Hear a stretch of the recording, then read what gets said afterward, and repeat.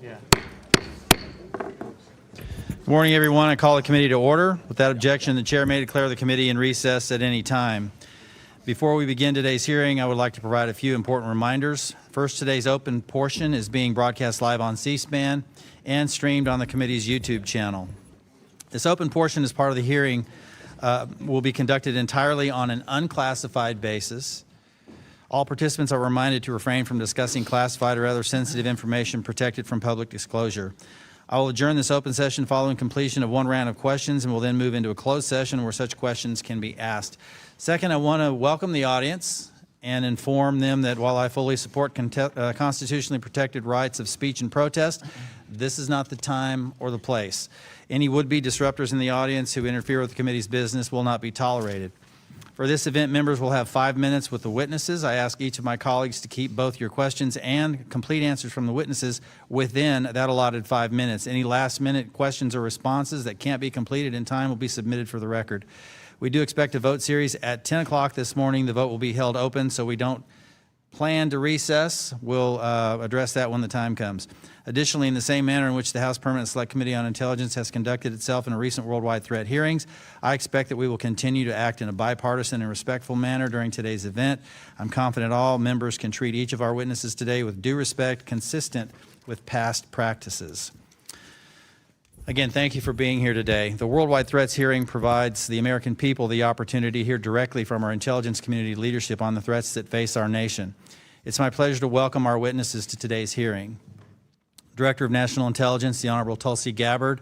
Director of Central Intelligence Agency, the Honorable John Ratcliffe. Director of Federal Bureau of Investigation, the Honorable Kash Patel. Acting Director of the National Security Agency, Lieutenant General William J. Hartman. And Director of Defense Intelligence Agency, Lieutenant General James H. Adams III. Thank you all for being here. It's a gross understatement to say that a lot has occurred since we met at this hearing last year. Before I address the issues I had planned, I want to address Iran. Once it was clear that diplomacy would not stop Iran from developing a nuclear weapon or holding the world under threat through ballistic missiles and terrorist networks, President Trump took decisive action to eliminate the threat. Make no mistake, Iran is committed to acquiring nuclear weapons. It's been their policy and it is their intent.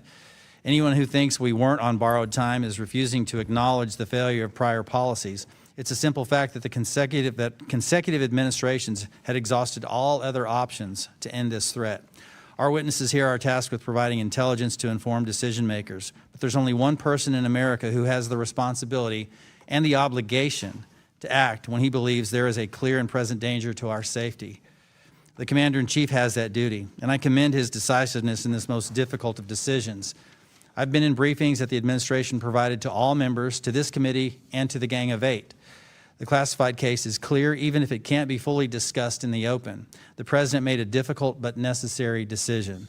My Democrat colleagues have made it clear that they don't agree. What we shouldn't disagree on is that the United States has effectively been at war with the Iranian regime for the last 47 years. Death to America is not just a slogan on a T-shirt that you buy at Tehran International Airport or at the campus bookstore at Columbia University. It's their ethos and their policy. They are responsible for the deaths of countless Americans. I want to thank the many service members and intelligence officers involved in Operation Epic Fury for their selfless service. For those who have lost loved ones in this fight, please know that you are in our prayers, most sincerely. Your loved ones died in service to the United States of America. We honor them and you for their service. Freedom-loving people everywhere are thankful for their sacrifice. That said, there are a few other topics it's important for me to address. First, after 4 years of Biden's wide-open borders and anemic foreign policy, in just one short year, the Trump administration has secured our borders and reasserted America as a decisive leader that commands respect on the world stage. This administration has secured a stunning number of wins for the United States, including reasserting the importance of the Western Hemisphere and disrupting China's predatory Belt and Road activities in our neighborhood, negotiating a ceasefire in Gaza resulting in the freeing of the hostages held by the bloodthirsty Hamas terrorists, and working with our NATO partners to more than double their defense spending against pressing threats from CCP and Russia. I thank each of the witnesses here today for their parts in the reassertion of American leadership. Second, our role here is to both authorize your authorities and resources and oversee their implementation. One of those authorities is FISA 702, which expires in just over a month. The President is seeking an 18-month clean extension to provide more time to assess the implementation of the 56 reform measures included in the last reauthorization. I'm working with the ranking member, House leadership, and Judiciary Chairman Jordan to support that request. We look forward to an update from the panel today on compliance efforts, ERISA implementation, and mission value. Third, last year, I made clear my expectation that we would work together to end the weaponization of the intelligence community, improve analytic integrity, and fix our broken counterintelligence enterprise. Many in Congress and across our nation have lost trust in the intelligence community. While we have made progress, there's still much work that remains to be done. I hope to continue working with each of you to do the hard things necessary to protect American citizens while regaining their trust. I also remain committed to tackling the issues that allow hostile foreign powers to operate so effectively against us, including within the United States. Specifically, foreign intelligence threats targeting the United States now surpass levels seen at the height of the Cold War in both scale and complexity. These threats include cyber penetrations of critical infrastructure, U.S. government systems, and private sector innovators, as well as surveillance near sensitive military installations, intelligence collection against foreign dissidents living in the United States. Like in the Cold War, where conflict often gave way to irregular operations below the level of traditional warfare, today's adversary tactics have made the homeland a contested environment. We must properly resource and reform our nation's counterintelligence enterprise to meet that threat. We must transform our approaches in order to confront adversarial intelligence services at scale, driving back operational activities in the homeland and forcing our adversaries to rethink their risk calculus for operating in the United States. Unfortunately, in recent years, the counterintelligence enterprise lost a significant amount of credibility with the American people due to the actions of those involved in cases like Crossfire Hurricane and Arctic Frost. For our intelligence community to best serve America, the CI community and the larger IC must stay out of domestic policy debates and focus on unrelenting, aggressive mission execution. For our intelligence community to best serve America, the CI community and the larger IC must stay out of those debates. Director Gabbard, I want to particularly commend your efforts in this space. Specifically, I want to thank you and President Trump for working with us to declassify the HPSI Majority Staff Report on the 2017 Intelligence Community Assessment on Russian Plans and Intentions in the 2016 election. The Majority Staff Report, which had been kept from the American people for 8 years, proves that the 2017 ICA, the public genesis of the Russia collusion hoax, was a politicized document. Its key assessment on Putin's hopes for the 2016 election was built on, at best, abysmal analytic tradecraft and, at worst, willful political charged intentions. This was a necessary act of transparency to begin the process of rebuilding trust with the American people and the IC. But please know the challenges facing each one of you that are testifying here is not lost on this committee. Getting a large ship back on the right course is never easy. The task can certainly be challenged by unforeseen obstacles and obstructions. You know you are doing something right when all the weapons in the media's arsenal are pointed directly at you. Thank you all for pressing forward. We can walk and chew gum at the same time, and we must. We must have our IC as aggressive as ever in pursuing its mission while holding those accountable who participated in its misuse. I thank each of you for doing this and encourage you to all keep moving on both fronts. Finally, now I want to speak to our remarkable IC workforce. I'm immensely proud of the incredible work that you do, especially over the last year, to support critical military intelligence and law enforcement operations. From Operations Midnight Hammer, Absolute Resolve, Southern Spear, and Epic Fury, to the many other operations you've conducted in the shadows with no fanfare, Americans will never be able to fully appreciate all you do to protect this nation. I think I can speak for the entire committee when I say we extend our deepest gratitude. America truly has the best of the best in our ranks. It's for this primary reason I would like to address the House Intelligence Committee's ongoing investigation into the intelligence community's mishandling of anomalous health incidents, also known as Havana Syndrome, and the mistreatment of AHI survivors. I'm aware of the drastic increase in media reporting around this issue, and I'd like to first reiterate the committee's commitment to releasing additional unclassified information. Our team has worked diligently to conduct this investigation with the utmost integrity, and we cannot be driven by outside timelines. I commit to the workforce to release additional reports as appropriate. Put simply, it's my clear opinion that individuals in the intelligence community were involved in a cover-up, manipulating intelligence processes in a breach of Intelligence Community Directive 203 to provide a desired outcome rather than a forthright analysis to inform decision makers. Our investigation, the vast majority of which remains appropriately classified, continues to show that the intelligence community assessment was constructed upon flawed analytic tradecraft. This includes the use of study results from the National Institutes of Health that were manufactured through highly unethical means and in collaboration with individuals working for the CIA. ICAs carry a great deal of weight. While typically classified, the impact is increased exponentially when declassified and released as part of public messaging effort, as was done with the AHI-ICA. As I have repeatedly stated since December of 2024, the AHI-ICA and its follow-on updates caused real, serious harm to some of our nation's bravest. Last month, I called for its immediate recall, and I reiterate my position today. According to recent media reporting, Director Gabbard, your office has said your review of the ICA will be, quote, comprehensive and complete, end quote, and that you remain committed to sharing findings from your review with the American people. Thank you for that. And separately, Director Ratcliffe, your team is also quoted in recent media reporting saying that you support the OD&I review and look forward to the report. Thank you so much for that, Director. I thank both of you for your commitment to this review's completion and publishing. This issue is complex and the underlying facts are not as simple as often portrayed in the public. No fully informed analysis will make everyone happy. That said, today I call for this review to be provided to the committee and strongly urge you to release the public whatever portion of this review can be made unclassified. This is vital to rebuilding trust moving forward. I want to thank our witnesses again for being here today. And with that, I want to recognize the distinguished ranking member, Mr. Hyams, for his opening statement. Thank you, Mr. Chairman, and a big welcome to all of our witnesses. I hope that whatever else is said today, that you will convey to your workforces our deep admiration and appreciation for their diligence, their commitment, and their sacrifice.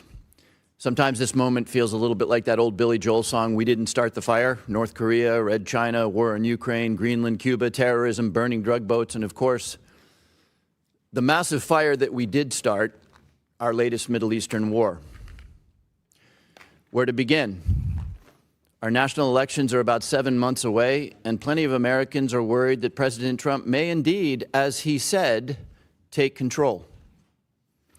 Meanwhile, we are not receiving the traditional indications or warnings of foreign intelligence efforts to interfere in those elections.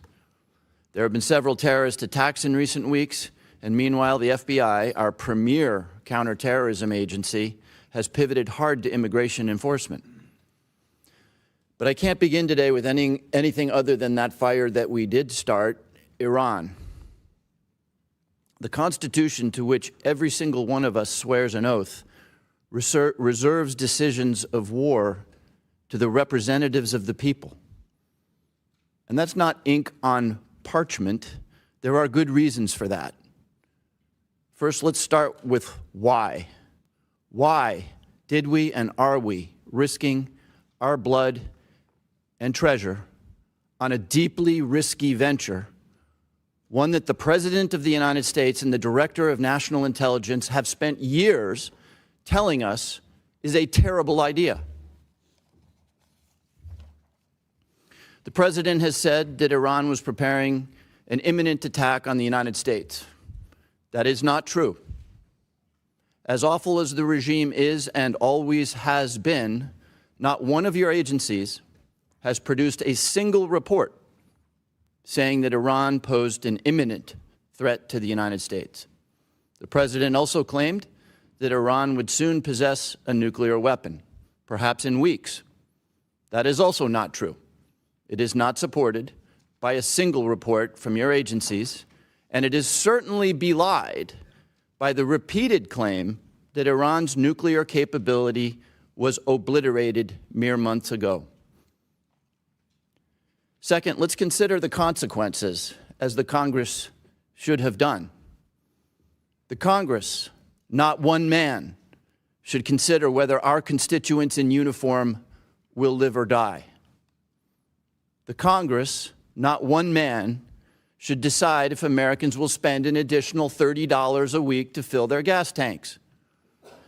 The Congress, not one man, should consider if it is wise to allow the Russians to sell their oil to India so that they have millions of dollars with which to kill the Ukrainians that we are now begging for help to defend ourselves against Iranian drones. Finally, had the administration chosen to abide by the Constitution, Congress might have considered the answer to General Petraeus's all-important question. Tell me how this ends. When the Iranian Navy is sunk and the missile launchers are destroyed and we have re-obliterated the nuclear infrastructure, do we declare victory and sail away? How do we feel about a new supreme leader who is more extreme and vicious and dedicated to the development of a nuclear weapon than the last one? Do we do a deal with him? How do we get him to open the Strait of Hormuz? Do we bomb more? And if we sail away and declare victory, are we back there 9 months from now to resink a rebuilt Navy and rebomb rebuilt missile launchers? Is this going to be an every 9-month thing, or is it going to be annual? The very core purpose of the intelligence community is to answer these questions for the President, for us, and for the American people. Right now, as we watch the dignified transfer of lost American patriots at Dover, as we watch gasoline approach $5 a gallon, as we watch our allies mocking us on the world stage, we need to know, were those questions asked? How did you answer them for the President of the United States? And did he listen? I understand that the administration may come to the Congress to ask for funding of $200 billion for this war. As you answered those questions for us today, I'd ask you to remember that old saying, if you want me there for the landing, make sure I'm there at the takeoff. Thank you, Mr. Chairman. I yield back. Thank the gentleman for his comments. Before I turn it over to Director Gabbard, I would like to thank General Hartman for nearly 4 decades of service. I know you're retiring, I think, tomorrow. You are here. I just applaud your service to this nation and your leadership at the NSA, and thank you and wish you all the best in your retirement. Thank you, Chairman. I think tomorrow as well. All right. Thank you. Director Gabbard, you're recognized. Thank you very much. Good morning, Chairman Crawford, Ranking Member Himes, members. I'm here today to present the 2026 Annual Threat Assessment and joined by my colleagues, the directors of the CIA, the DIA, FBI, and NSA.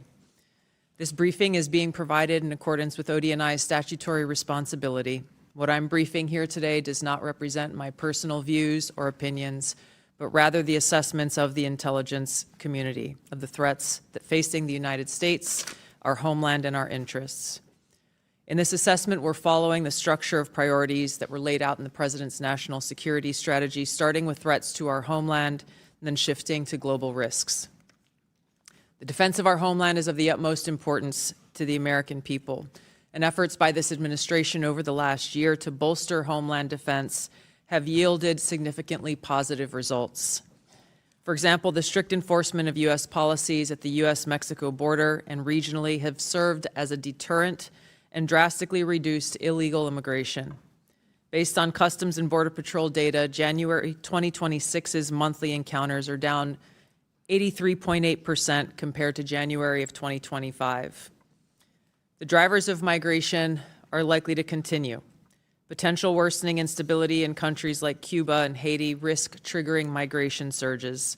Smugglers who often operate as transnational criminal organizations view chaos as an opportunity for profit and will likely continue to profit from these illegal immigration flows. These TCOs continue to pose a daily and direct threat to the health and safety of millions of U.S. citizens, primarily by producing and trafficking in illegal drugs. Under President Trump's leadership, fentanyl overdose deaths have seen a 30% decrease from September of 2024 to September of 2025. His aggressive efforts to more directly and actively target these transnational criminal organizations and reduce the inflow of fentanyl precursors has already had a significant impact, which is likely to continue. Mexico-based transnational criminal organizations like the Sinaloa Cartel and Jalisco New Generation Cartel dominate the production and smuggling of fentanyl, heroin, methamphetamine, and cocaine into the United States. Colombia-based TCOs and illegal armed groups like the Revolutionary Armed Forces of Colombia and the National Liberation Army are responsible for producing and trafficking large volumes of cocaine into the U.S. and European markets, with some indicators that they are now attempting to expand to the Asia-Pacific region. Colombia remains the world's largest producer of cocaine, and Colombian criminal groups have expanded their trafficking relationships with neighboring Ecuadorian and Brazilian gangs. MS-13 is well established in cells in the United States and uses violence to intimidate the Salvadoran diaspora, engaging in murder, extortion, retail drug trafficking, firearms offenses, and prostitution, fueling increased violence and instability. These and other TCOs present a very tangible and individualized risk of violent crime to everyday Americans and contribute to regional instability. As the President increases counter-drug and counter-cartel pressures, they are likely to seek ways to try to adapt their operations, including shifting and decentralizing production locations and trafficking routes and methods. The United States continues to face a complex and evolving threat landscape with a geographically diverse set of Islamist terrorist actors seeking to propagate their ideology globally and harm Americans, even as al-Qaeda and ISIS organizationally remain weaker today than they were at their respective peaks. The spread of Islamist ideology, in some cases led by individuals and organizations associated with the Muslim Brotherhood, pose a fundamental threat to freedom and foundational principles that underpin Western civilization.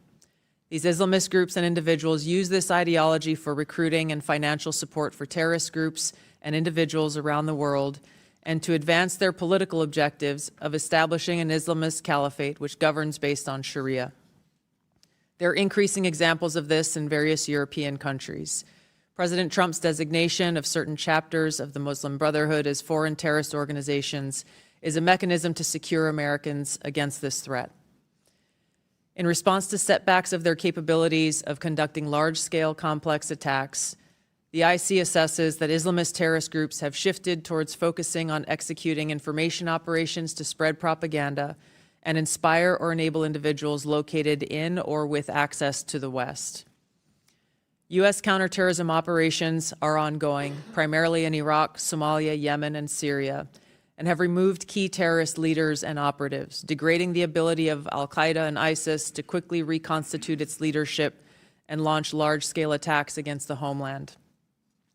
Strict U.S. border enforcement measures and increased deportations of individuals with suspected links to Islamist terrorists have reduced access to the homeland and removed some potential sources of future terror attacks. Since January, U.S. officials have only had a handful of encounters at our borders with individuals associated with terrorist groups. This is a positive trend. However, our interagency coordinated efforts to identify, locate, and remove known or suspected terrorists who are already in the U.S. continues with vigilance. In 2025, there were at least 3 Islamist terrorist attacks in the U.S. Law enforcement disrupted at least 15 U.S.-based Islamist terrorist plotters. Roughly half of last year's disrupted plotters had some online contact with Islamist terrorists inspired by Islamist foreign terrorist organizations abroad. Al-Qaeda and ISIS pose the biggest threat to U.S. interests overseas in parts of Africa, the Middle East, and South Asia, where these groups operate. In the Middle East, AQAP in Yemen, ISIS-K in South Asia, and ISIS in Syria are among the most likely groups conducting external plotting. ISIS in Syria specifically is likely seeking to rebuild its ranks, expand support networks, and solicit funds by re-engaging with and recruiting from the likely hundreds of ISIS detainees and thousands of ISIS-linked women and children who escaped or were released from prisons and displaced persons camps. Meanwhile, state actors present a risk broader in scope by seeking new capabilities in kinetic and cyber warfare. The U.S. secure nuclear deterrent continues to ensure safety in the homeland against strategic threats. However, the IC assesses that Russia, China, North Korea, Iran, and Pakistan have been researching and developing an array of novel, advanced, or traditional missile delivery systems with nuclear and conventional payloads that put our homeland within range. The IC assesses that threats to the homeland will expand collectively to more than 16,000 missiles by 2035, from the current assessed figure of more than 3,000 missiles. The IC assesses that China and Russia are developing advanced delivery systems meant to be capable of penetrating or bypassing U.S. missile defenses. North Korea's ICBMs can already reach U.S. soil. The IC assesses that it is committed to expanding its nuclear arsenal. Pakistan's long-range ballistic missile development potentially could include ICBMs with range capable of striking the homeland. The IC assesses that Iran has previously demonstrated space launch and other technology it could use to begin to develop a militarily viable ICBM before 2035, should Tehran attempt to pursue the capability. However, these assessments will be observed and updated as the full impact of Operation Epic Fury's devastating strikes on Iran's missile production facilities, stockpiles, and launch capabilities is determined. Shifting to the cyber domain, the IC assesses that China, Russia, Iran, North Korea, and non-state ransomware groups will continue to seek to compromise U.S. government and private sector networks, as well as critical infrastructure, to collect intelligence and create options for future disruption and for financial gain. The IC assesses China and Russia present the most persistent and active threats and are continuing R&D efforts. North Korea's cyber program is sophisticated and agile. In 2025 alone, North Korea's cryptocurrency heist probably stole $2 billion, which is helping to fund the regime, including further development of its strategic weapons program. Financially or ideologically motivated non-state actors are becoming more bold, with ransomware groups shifting to faster, high-volume attacks that are harder to identify and mitigate. Innovation in the field of artificial intelligence will likely accelerate the threats in the cyber domain. They will increasingly shape cyber operations, with both cyber operators and defenders using these tools to improve their speed and effectiveness. For example, in August of 2025, cyber actors used an AI tool to conduct data extortion against international government, healthcare, and public health emergency service sectors and religious institutions. Shifting to the Arctic, the IC assesses that Russia, and to a lesser extent China, aim to strengthen their presence in the region through increased maritime trade, natural resource extraction, and military activity. Russia, which has the longest coastline in the Arctic, has long sought recognition of its quote-unquote polar great power status and is deploying more military forces and building new permanent infrastructure. China, though not an Arctic country, is engaged in more limited efforts in the region to advance its strategic and economic interests. On the technology front, artificial intelligence capabilities are rapidly advancing and changing the threat landscape.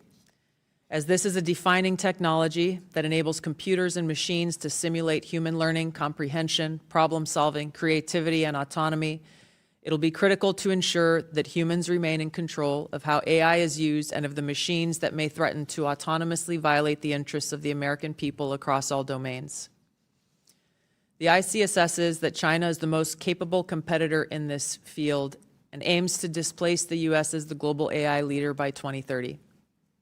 AI adoption at scale across the spectrum of usage poses serious risks.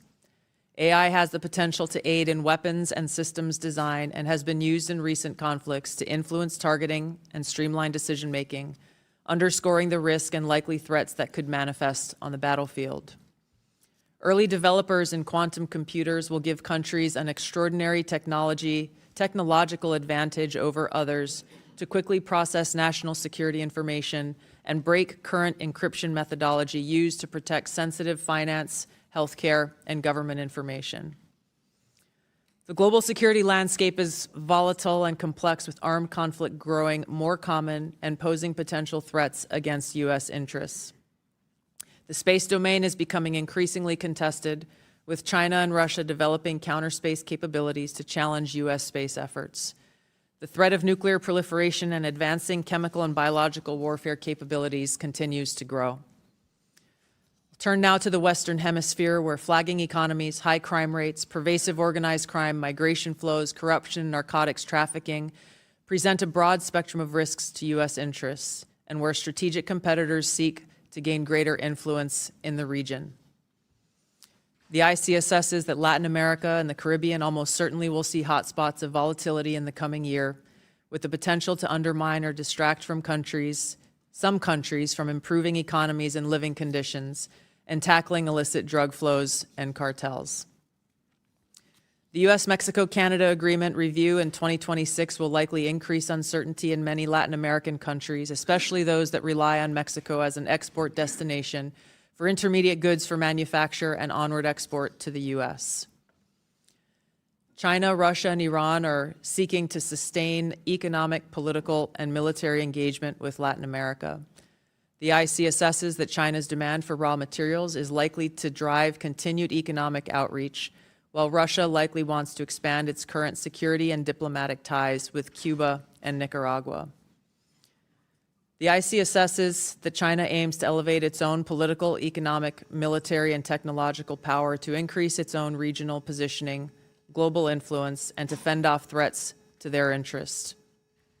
While there are challenging areas where interests diverge, President Trump's diplomatic engagements with President Xi have enabled progress on areas where mutual interests align.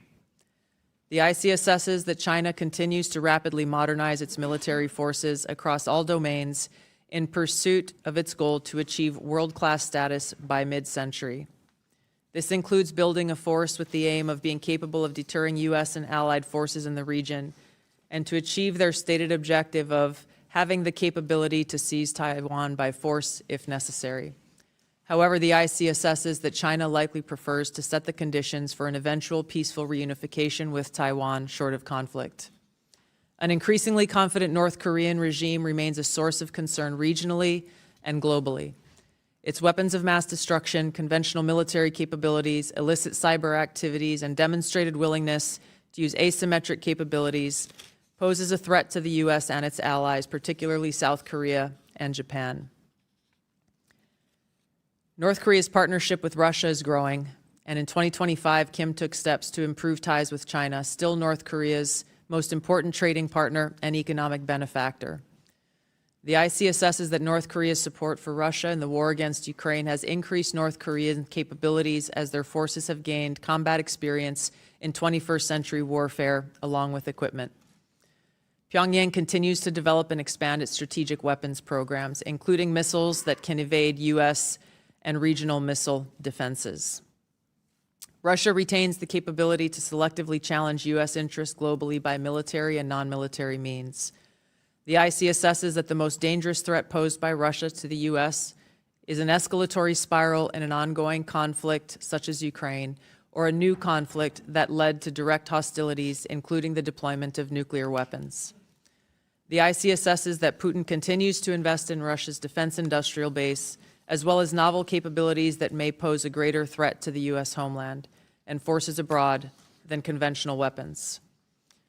The IC assesses Russia has advanced systems, hypersonic missiles, and undersea capabilities designed to negate U.S. military advantage.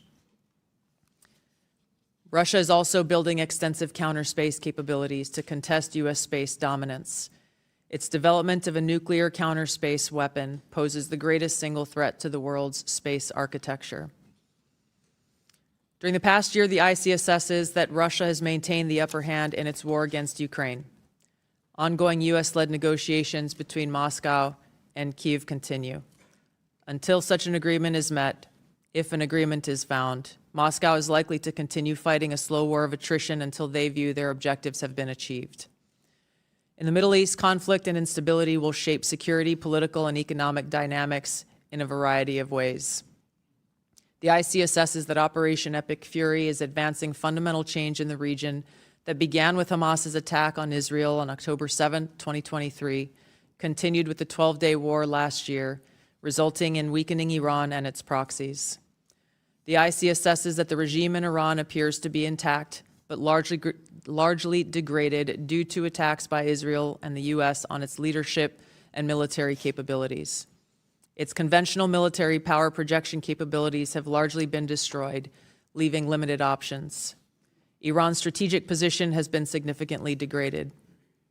The U.S.-led maximum pressure campaign and snapback of European sanctions added additional pressure to an already bleak Iranian economy, resulting in mass protests earlier this year that Tehran suppressed by killing thousands of protesters.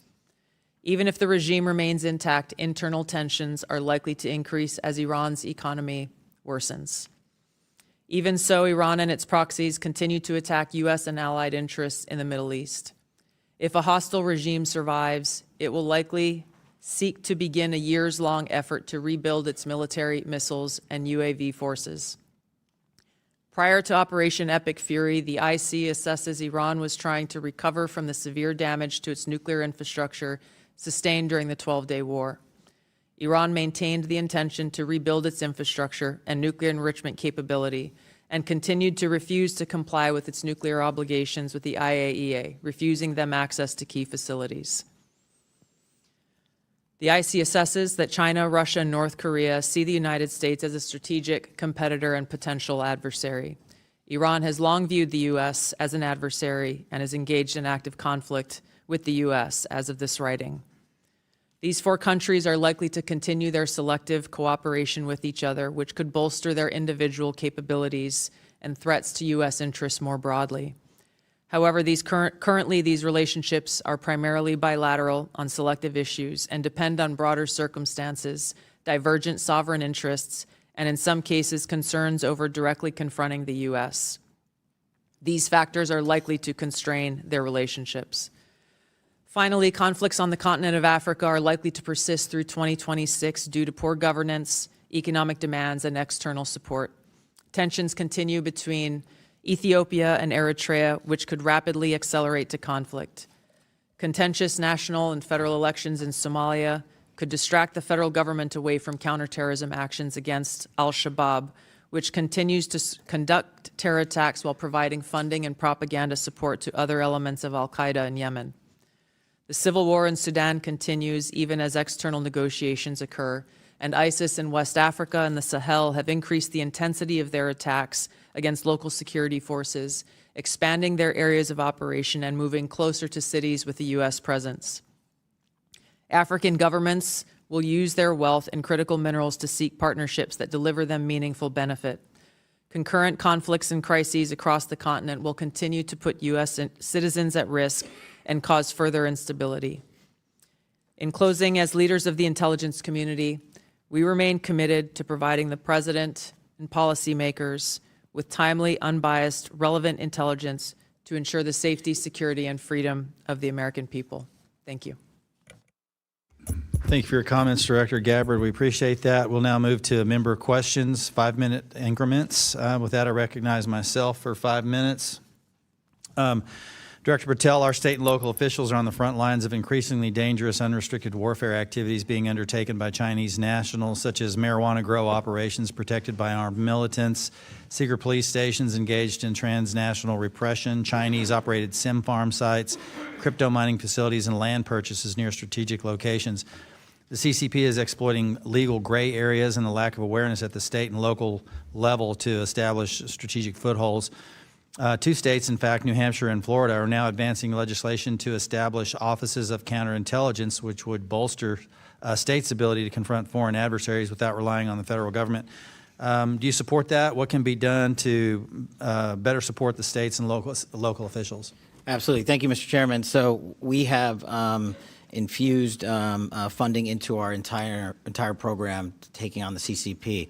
And while we are well versed in the fact that we have our capabilities with folks like CFIUS when it comes to the purchases of land around military bases, that only extends 1 mile under the current law. So the FBI had to get creative. So what we did was directly engage with our state and local partners. And I'll give you 2 examples. A 400-acre farm in the state of Texas was owned by a CCP official, but because he was outside the reach of the CFIUS law, the FBI executed a unlawful possession of firearms, a criminal complaint, and received it. We seized the land in its entirety, and that CCP national is back in mainland China, and we are working to get him back here. In another example, off the coast of Louisiana, we worked with Governor Landry's team on drilling sites off the coast of Louisiana because, again, they were outside the whole of CFIUS in the 1-mile radius.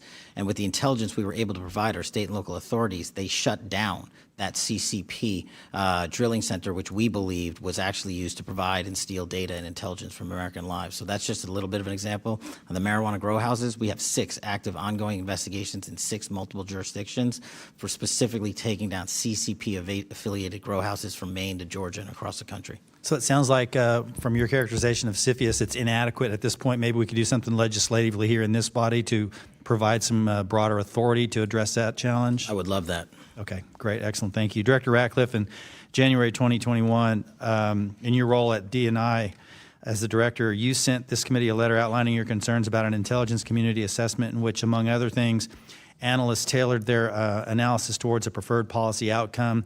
CIA management pressured analysts to withdraw their support from an alternative viewpoint, and the full body of intelligence reporting wasn't considered. Now, in your role as CIA director, you have retracted several reports for political bias and not meeting IC analytic standards, that's good progress. Retracting faulty reporting is a critical step, but I remain concerned about that it maybe doesn't get to the root of the problem. How many analysts were involved in the products you recently retracted? I don't know the specific number, Chairman. What remediation actions have taken place as a result?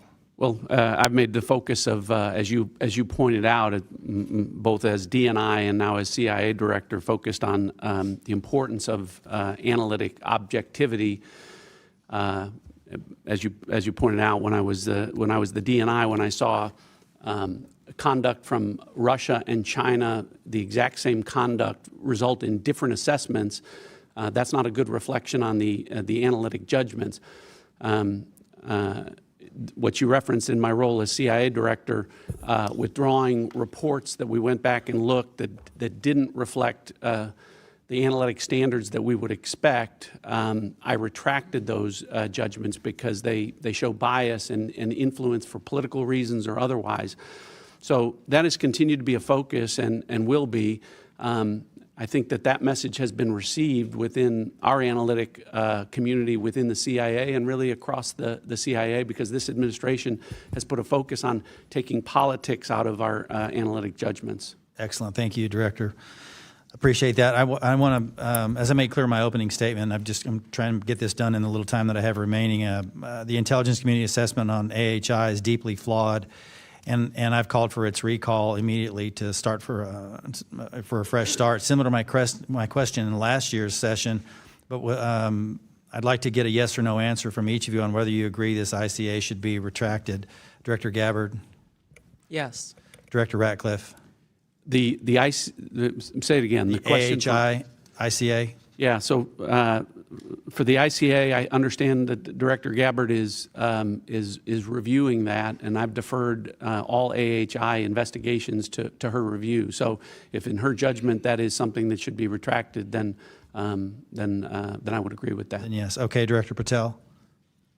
Yes. Thank you. General Hartman?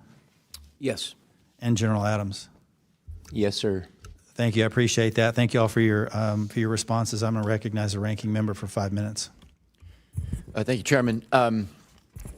Director Gabbard, as was well covered yesterday in January, you were present at the execution of an FBI warrant at the Fulton County, Georgia election office at the direction of the president and to all appearances in connection with the president's false claims about the 2020 election. The unsealed affidavit submitted by the FBI made zero reference to foreign powers or outside interference. I don't want to relitigate the reasons why you were there, but I do want to know whether, as a result of your visit, there is credible intelligence in your possession pointing to foreign interference in Georgia in the 2020 election. Thank you for the question, Ranking Member. As you know, over each of the previous elections, there is an ongoing effort by different foreign entities. Ma'am, it's a very specific question. Is there intelligence in your possession relative to foreign interference in the 2020 elections? Very simple, straightforward question. We are continuing to look at previous attempts to interfere in our elections and any ongoing threats that may exist for the upcoming elections. Okay, but can I assume that the answer to my question is no, that you have no specific intelligence related to foreign meddling in the Georgia election? We are continuing to look into this matter. Okay. Director, the ODNI has confirmed on the record that your office took custody of voting machines from Puerto Rico last May. I'm not aware of any previous DNI taking similar actions. Did your office promptly notify the committee about taking custody of Puerto Rico's voting machines? I don't believe we did. However, this was done at the request of the Puerto Rico AUSA attorney. Ma'am, it's a and in yes or no conjunction question. with The answer, FBI. as you have acknowledged, is no. You did not inform the committee about the taking of a territory's voting machines. Is there a specific foreign threat? And I've read the reporting that you were looking for possible foreign threats, but is there a specific foreign threat that drove you to take this action?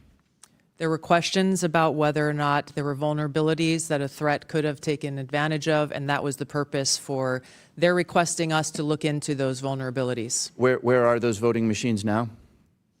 I believe they are held in a secure facility at ODNI. Have you or other ODNI officials taken any other state or territory's voting equipment into custody? Not to my knowledge. I want to turn in the subject of elections to a paradoxical thing. You will all be aware that the U.S. government is apparently going to grind to a halt. The president is going to sign no more bills.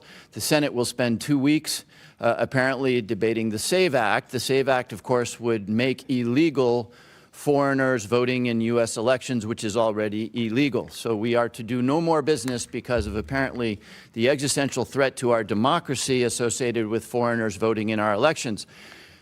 I am therefore puzzled by the fact that neither the unclassified nor the classified threat assessment makes any reference to risk or danger associated with foreigners voting in our elections. Director Patel, how many non-citizens have been convicted of voting in U.S. elections in the last 10 years? The conviction stats are with the Department of Justice. I defer to them on that. You are the director of the FBI. Give me a guess. How many convictions in the last 1 year, 5 year, or 10 years? Ballpark. I don't have that with me, sir. Again, it's with the department. You don't have that. Okay. Director Patel, how many active investigations does the FBI have into foreign individuals voting in U.S. elections? We have a number of investigations, generally speaking, ongoing about individuals across the country. Yeah, I'm asking for that number. I don't have that number with me, but I have a number of them. You have a number of investigations. Okay, is that number 10,000? Is it closer to 10,000 or closer to 10? It's probably somewhere in between. Okay, will you please provide the committee with that number? Yes, sir. Okay. Director Patel, since you don't have the numbers, would it surprise you to know that the Heritage Foundation, which is not exactly the Columbia University Faculty Lounge, found only 77 instances of non-citizen voting in the 24 years between 1999 and 2023, each of which faced investigation by the appropriate authorities. So Heritage has a number of 77 examples in 24 years. Does that number surprise you? No, because it's low. I don't understand your answer. You asked me if I was Are you surprised by that disputing? number. Are you I'm not. disputing that the number is in the range of 77 examples of non-U.S. citizens voting in U.S. elections in a 24-year period? I just said that number's low. You think that number is low? Okay.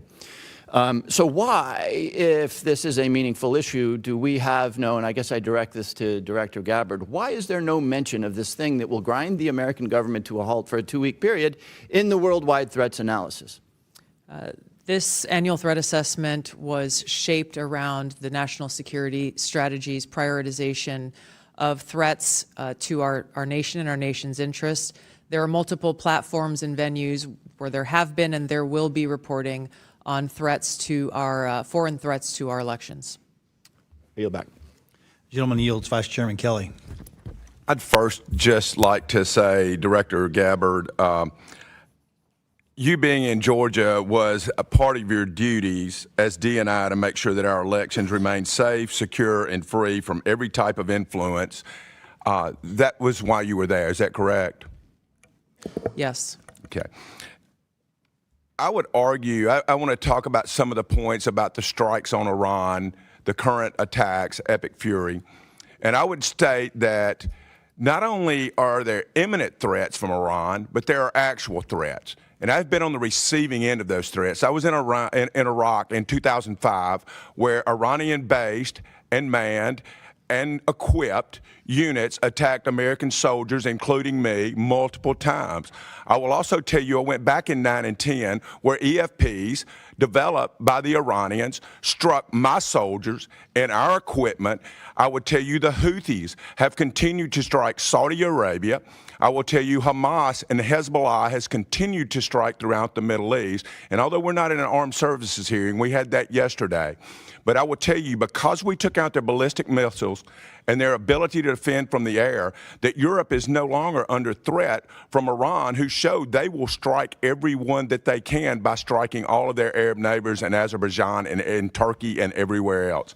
With that being said, Director Ratcliffe, I think the CIA has had a great year in providing intelligence, whether that's in Venezuela, the initial Midnight Hammer strikes, or also the current strikes in Iran. Can you tell us kind of some of the things the CIA has done over the past year that you're proud of?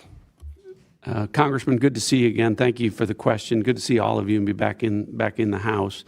I guess I'll start by saying I think you all know there was bipartisan concern when I took over the CIA that our human collection was in a downward spiral and had been for some period of time. And you all wanted a more aggressive CIA, one that was focused on core mission, one that was collecting the kind of intelligence and stealing secrets that would provide a decisive strategic advantage that can contribute to national security and foreign policy successes. I do think that the CIA, I agree with you, has had a great year, and that's a credit to our workforce. So you talked about some of the very public successes like Operation Midnight Hammer and Operation Absolute Resolve, where our agency contributed to a, frankly, flawless intelligence picture that allowed for flawless military operations. And I want to credit everyone here. There's been bipartisan praise from this committee, even from those of you who may disagree with the underlying policies. But I think those successes are really emblematic of success that the agencies had across the board on all national security matters in all national security spaces. And it's not just an opinion, it's reflected in our statistics. So when we talk about stealing secrets, you need assets and sources on the ground around the world. We're up 25% in that regard just in the past year. Our foreign intelligence reporting, meaning the intelligence that really matters to you as decision makers and the president as commander-in-chief, that's up across the board 25%.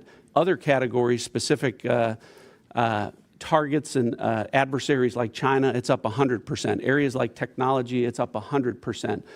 Issues like counter-narcotics, our operations are up by 70%. With regard to counterterrorism, those are classified numbers that we'll get into in the classified portion, but those are triple digits. We've accomplished more on the counterterrorism front in the past year than in the prior 4 years combined. Again, really a credit to the CIA workforce. Morale at the agency is high because people are doing the work that they signed up to do, and this administration is calling on them to do more. I would say they are tired but happy. If I can steal back the final 45 seconds, I have one question for Director Patel. Director Patel, the current shutdown that is caused by us not funding TSA, Border Control, DHS, and all those things, how hard has that made the job of counterintelligence, FBI, to protect us here in the homeland from threats that came through our borders or internally and already existing in the United States? Director Patel. Thank you for the question. When it comes specifically to the combination efforts between the Department of Homeland Security and the FBI, we have 59 Homeland Security task forces that we have stood up in every single state, and then some, that are co-led by the FBI and HSI. And obviously having a stopgap in funding is hurting those abilities to go out there and fight crime and pick up violent offenders across the country. Even though the DHS workforce shows up every day, I think they've gone 1 month without a paycheck now.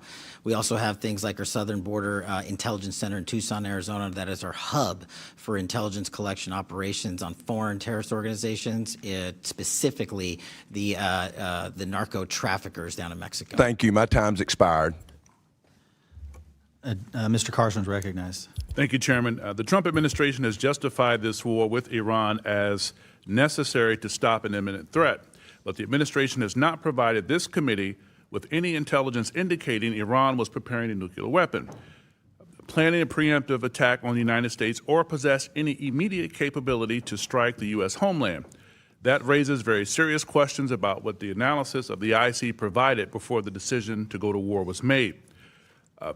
Directors Gabbard and Ratcliffe, is there any evidence that Iran intended to conduct a preemptive attack on the United States? And I ask this because 13 service members have been killed in Trump's war, including Captain Seth Koval, a husband and a dad from my state of Indiana, and my constituents want answers. So is there any evidence that Iran intended to conduct a preemptive attack on the U.S. prior to beginning this war, yes or no?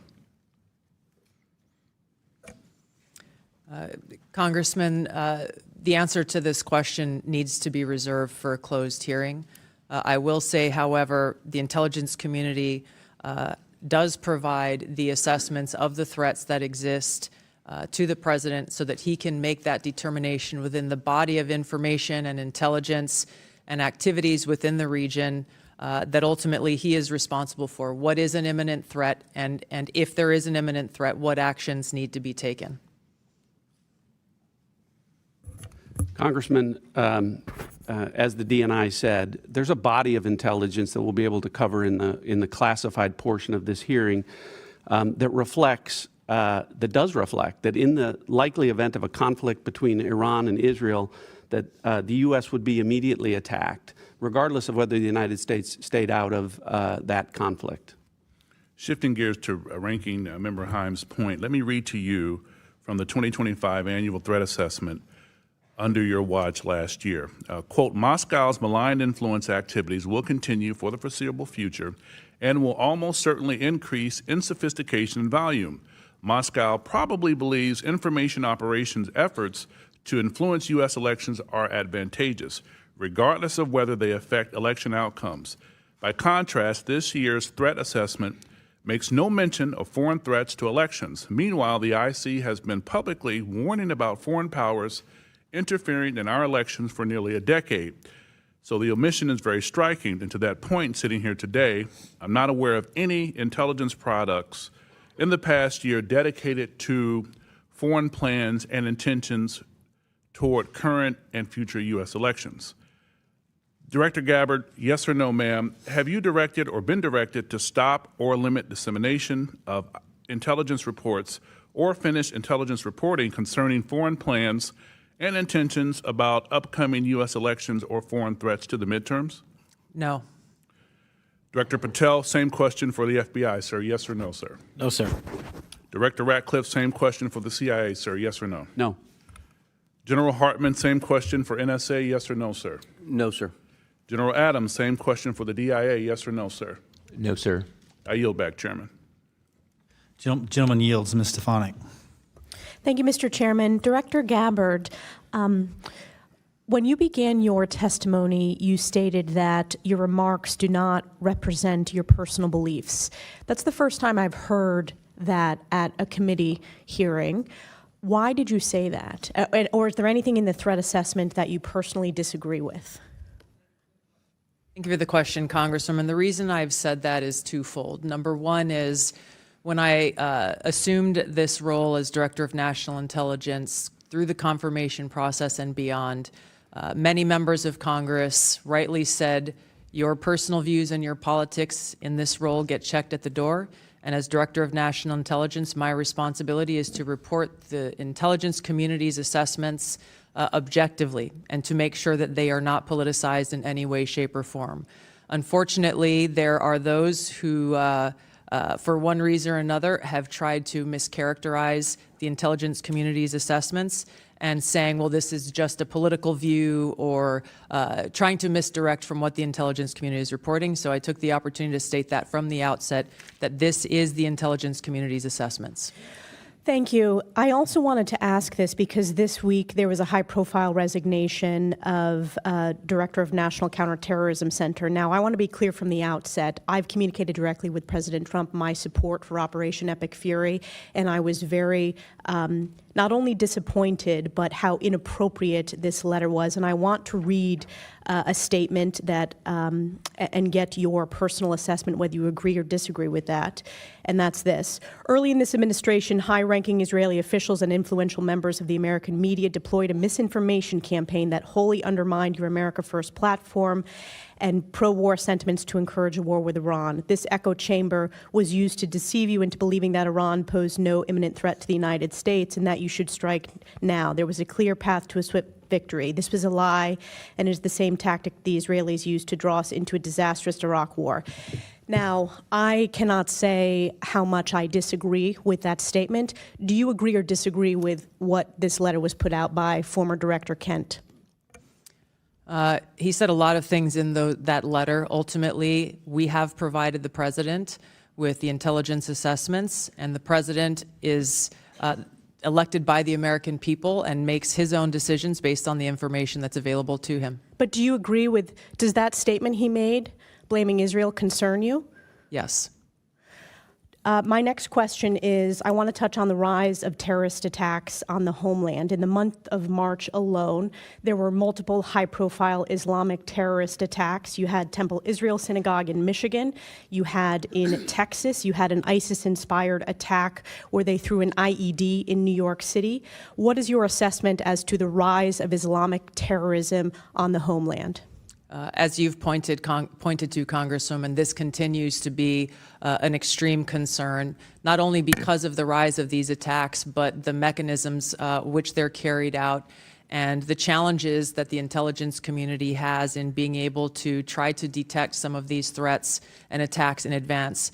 I'd like to defer to the FBI director on some of this because they have been very successful in many cases over the last year in detecting them and preventing these attacks. But due to the nature of the challenge in many of these attackers not having contact with known foreign terrorist entities or individuals makes this a much more challenging threat to deal with. And I want to turn to Director Patel. I think that's a good, important segue to get your assessment. And I also want to add another aspect of the question. We're working on a 9/11 Commission review, 25-year review. What other tools do you need to make sure that we are able to have the most robust, effective CT efforts? Yeah, thank you, Congresswoman. Just real quick, so last year we had 2,300 arrests related to foreign terrorist organizations. We had 700 counterterrorism arrests, and the FBI had 640 counterterrorism disruptions where we stopped attacks on the homeland. Specifically in December, we stopped 4 in an 18-day span. What I need is specifically highlighted in the Norfolk attack. In Norfolk, an individual who was convicted of terrorism and sentenced based upon that conviction should have still been in prison. The Department of Justice in the first Trump administration sought a sentence of 240 months. The judge in that case downward departed and gave a variance to nearly half that sentence. If that had not occurred, that individual would still be in prison and a member of our uniformed military service would still be alive.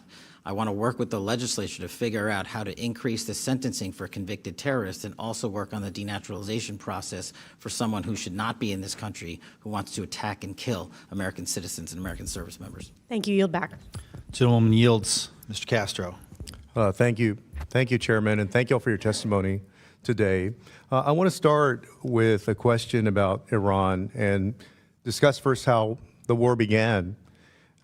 Secretary Rubio told us that Israel was going to strike Iran regardless, and that doing so would have triggered Iranian retaliation against U.S. forces already in the region. And Director Ratcliffe, you seemed to affirm that in comments just a few moments ago. So rather than tell Israel to stand down, the president joined the war. The Congress and the American people still don't know what the president's actual goals are.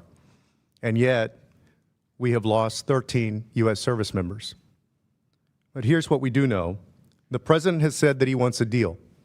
He said Iran wants to make a deal and that he's not ready because, quote, the terms aren't good enough yet. Yet, they just killed Ali Larijani, the de facto leader of Iran, who, while not a friend of the United States, would have been the person to negotiate any agreement with. The president explicitly said that the United States did not strike Iran's energy infrastructure because, in his words, having to rebuild it, quote, would take years. Yet this morning, Israel struck the South Pars gas field, the world's largest natural gas reserve, triggering Iranian attacks on Qatari gas facilities. Oil prices are up 15% in the last 24 hours. In San Antonio, my hometown, where I represent, the cost of gas has gone up nearly 40% in 3 weeks. Last night, the president said that the United States knew nothing about the attack and called on Israel to stop similar attacks on energy. Israel denies this and says that the attack was cleared by the United States. So my question is, what does the intelligence community assess Israel's goals in this war to be? And are those goals aligned with the goals of the United States?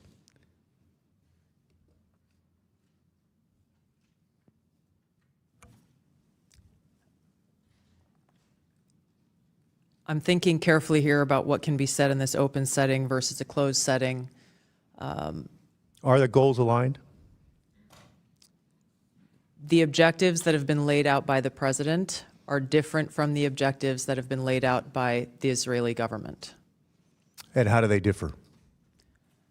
We can see through the operations that the Israeli government has been focused on disabling the Iranian leadership and taking out several members, obviously beginning with the Ayatollah, the supreme leader. And they continue to focus on that effort. And how does that differ from our goals? The president has stated that his objectives are to destroy Iran's ballistic missile launching capability, their ballistic missile production capability, and their Navy, the IRGC Navy and mine-laying capability. So the death and destruction continues. The economic cost to the United States, to Israel, to the Gulf states, and to the world continues to increase. So I want to ask you, to the best of your knowledge, do you know whether Israel is supportive of the president's call to make a deal with Iran? I don't know the answer to that. I don't know Israel's position on that. And to what do you attribute Israel's decision to strike Iranian energy infrastructure, despite President Trump's call to keep those facilities off limits? I don't have an answer for that.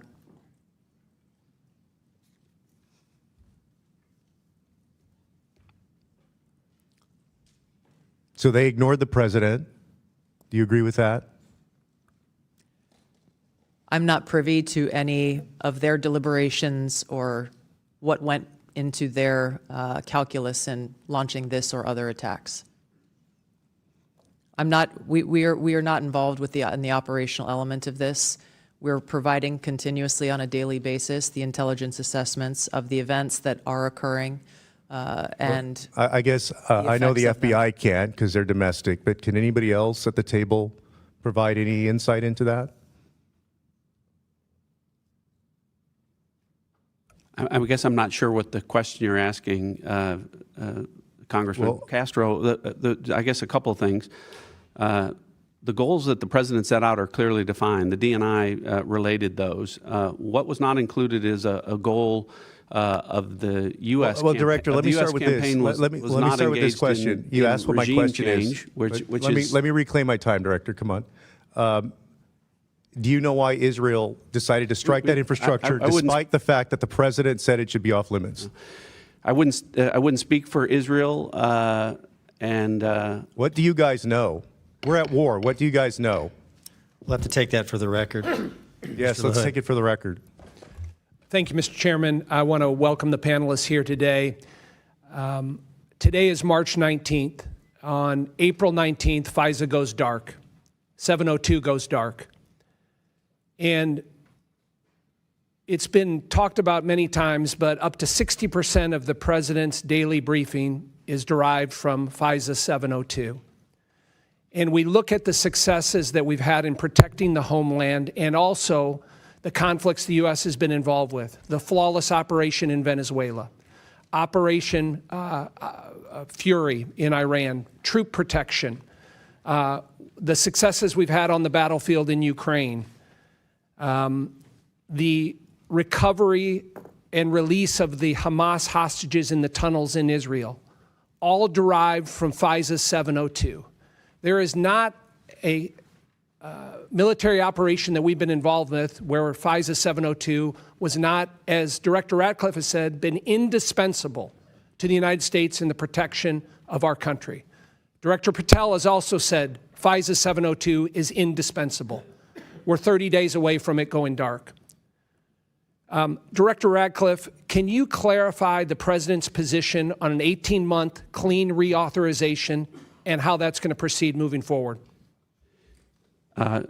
Congressman, thank you, and thank you for highlighting this issue. So the President is in favor of an 18-month clean reauthorization of FISA 702. And I would add to that, I'm heartened by the fact to hear that the chairman of this committee and the ranking member are in agreement with that. And I know there's bipartisan support for that, and there should be. And I know this is an important vote for you to take, but I would ask that you all consider when you do that, when you look at the fact that former DNIs and former CIA directors and former FBI directors and DIA directors and NSA directors across Republican and Democrat administrations are in support of FISA 702 in its current form. These are the people that are making the decisions to keep Americans safe. And so I wish the reauthorization was longer than 18 months, Congressman. I think that this is something that I wish you all would consider for longer than that, so that regardless of who the president is in the future, he or she would have the benefit of, as you said, a tool that's indispensable across administrations, provides more than half of the important actionable intelligence that the President and the Commander-in-Chief relies upon. Thank you for that. Director Gabbard, you're supportive of the 18-month extension the President's seeking without a warrant requirement?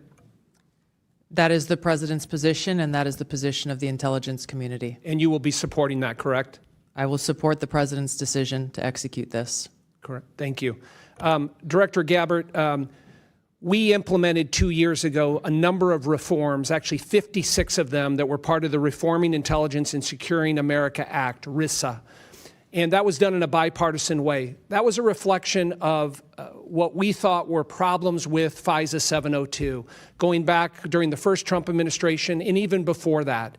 These reforms that have been put in place and that you have helped implement, I was wondering if you could talk specifically about those reforms on the cutting down of FBI agents having access to querying of FISA information, the fact that there are criminal penalties now for FBI agents that are engaged in inappropriate activity as it relates to FISA. Please tell us some of those reforms and how those have been implemented. Director Patel. Sorry, I thought you were asking DNI. Absolutely. So we've gone above and beyond what RISA requires since I became director 13 months ago. We not only require supervisory special agents to approve the query request of U.S. persons, we also require the General Counsel's Office and lawyers to come in and agree with that request before we can proceed. Also, we have we used to, before this, had a default which allowed queries when we were utilizing our system to say it automatically searches 702. You now have to actually opt in and select that box to make sure that you are intentionally doing so.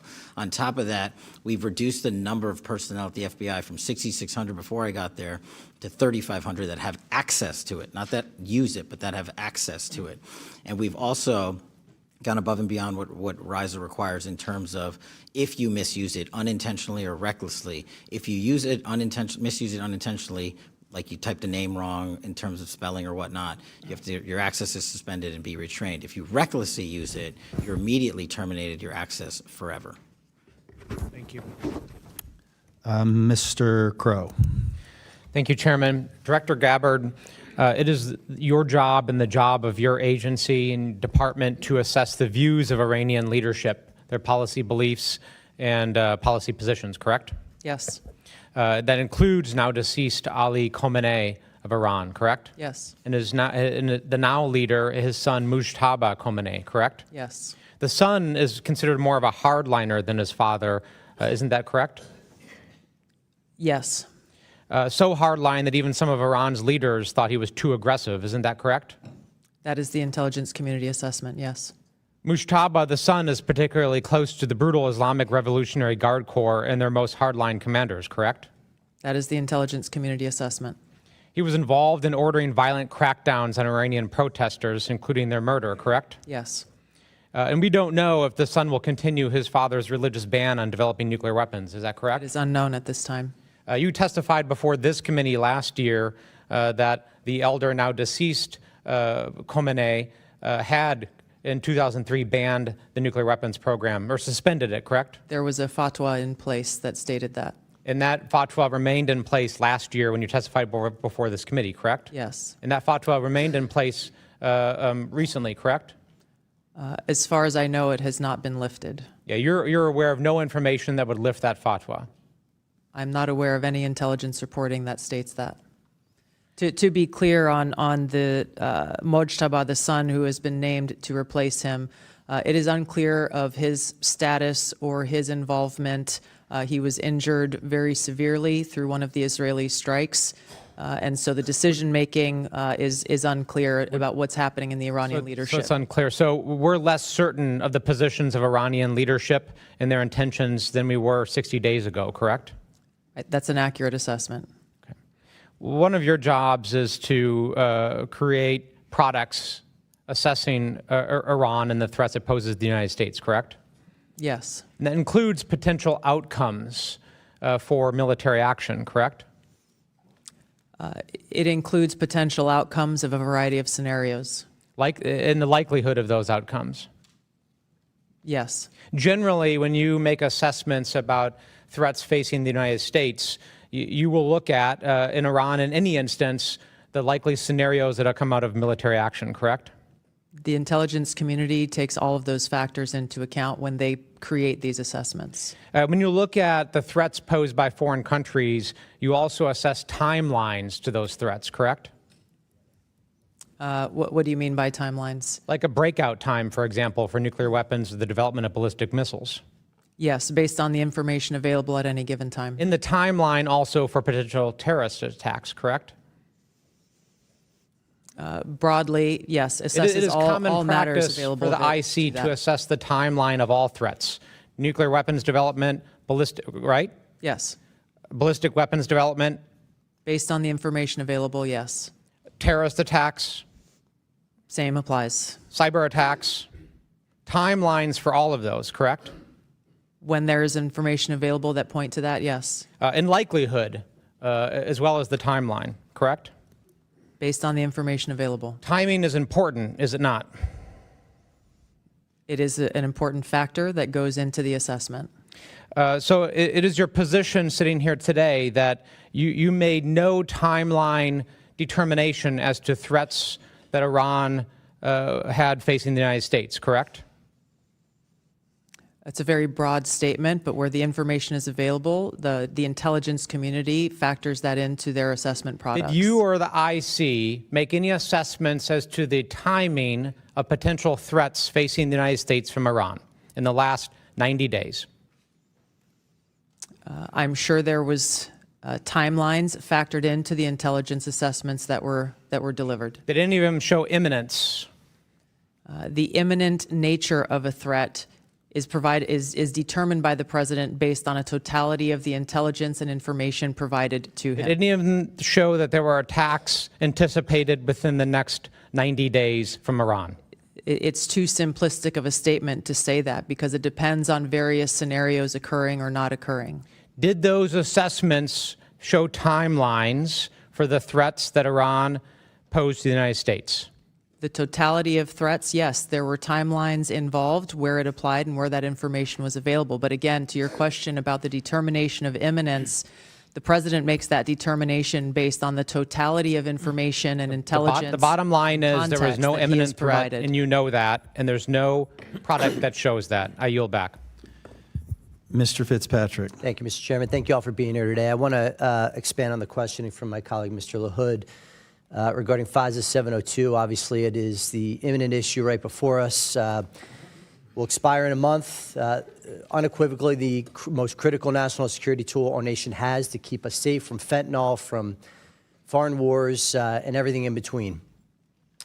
Mainly to Director Ratcliffe, but any of you can answer this. One of the most perplexing debates that I've been subject to in my time here is this debate over what warrants are and when they're needed.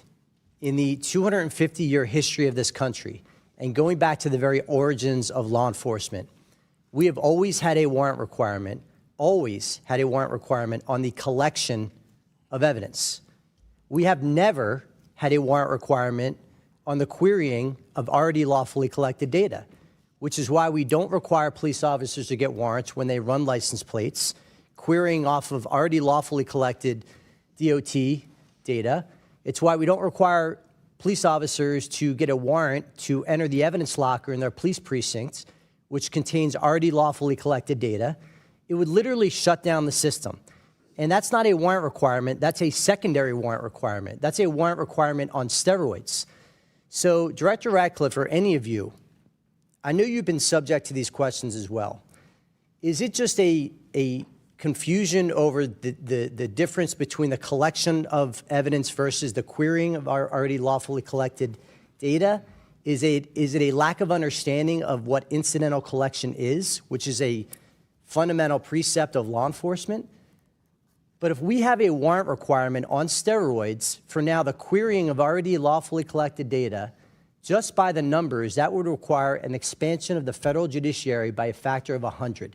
It would literally shut down our law enforcement apparatus at perhaps the most dangerous time in our nation's history. So, Director Ratcliffe, or any of you, if you could just walk me through your analysis there. Well, I'll start, Congressman. Thanks for the question. Again, thanks for highlighting this important issue. And as has been pointed out, reforms should be implemented where they're necessary. And I think, speaking for myself, and I know Director Patel supported the reforms from 2 years ago to make improvements, and they did. And so some reforms should be considered. A warrant isn't one of them. And with respect to the reforms that have been implemented, we're talking about, when we talk about Fourth Amendment rights and privacy concerns, we're at a 99.9% compliance rate with respect to that. So I would start by saying, why are you trying to fix what's not broken with something that I can tell you from this seat, the fix would not work. And I go back to my comment before. DNIs, CIA directors, FBI directors, the people that have been in all of these chairs before on a bipartisan basis agree that a warrant won't work and don't advocate for it. Again, Congressman, you're correct. This is lawfully collected information, and these things come at you very fast, and you have to make decisions very quickly, and sometimes in a matter of hours. You have to act on the information that you have lawfully, that has been lawfully collected to interdict drug shipments or terrorist activities, and a warrant requiring you to go to the court to seek probable cause for information that has already been lawfully collected only prevents that from happening. I don't understand. I understand that it's well-meaning for people that are proposing it, but again, I would defer to the people who sit in these chairs and make these decisions who would tell you that it doesn't work.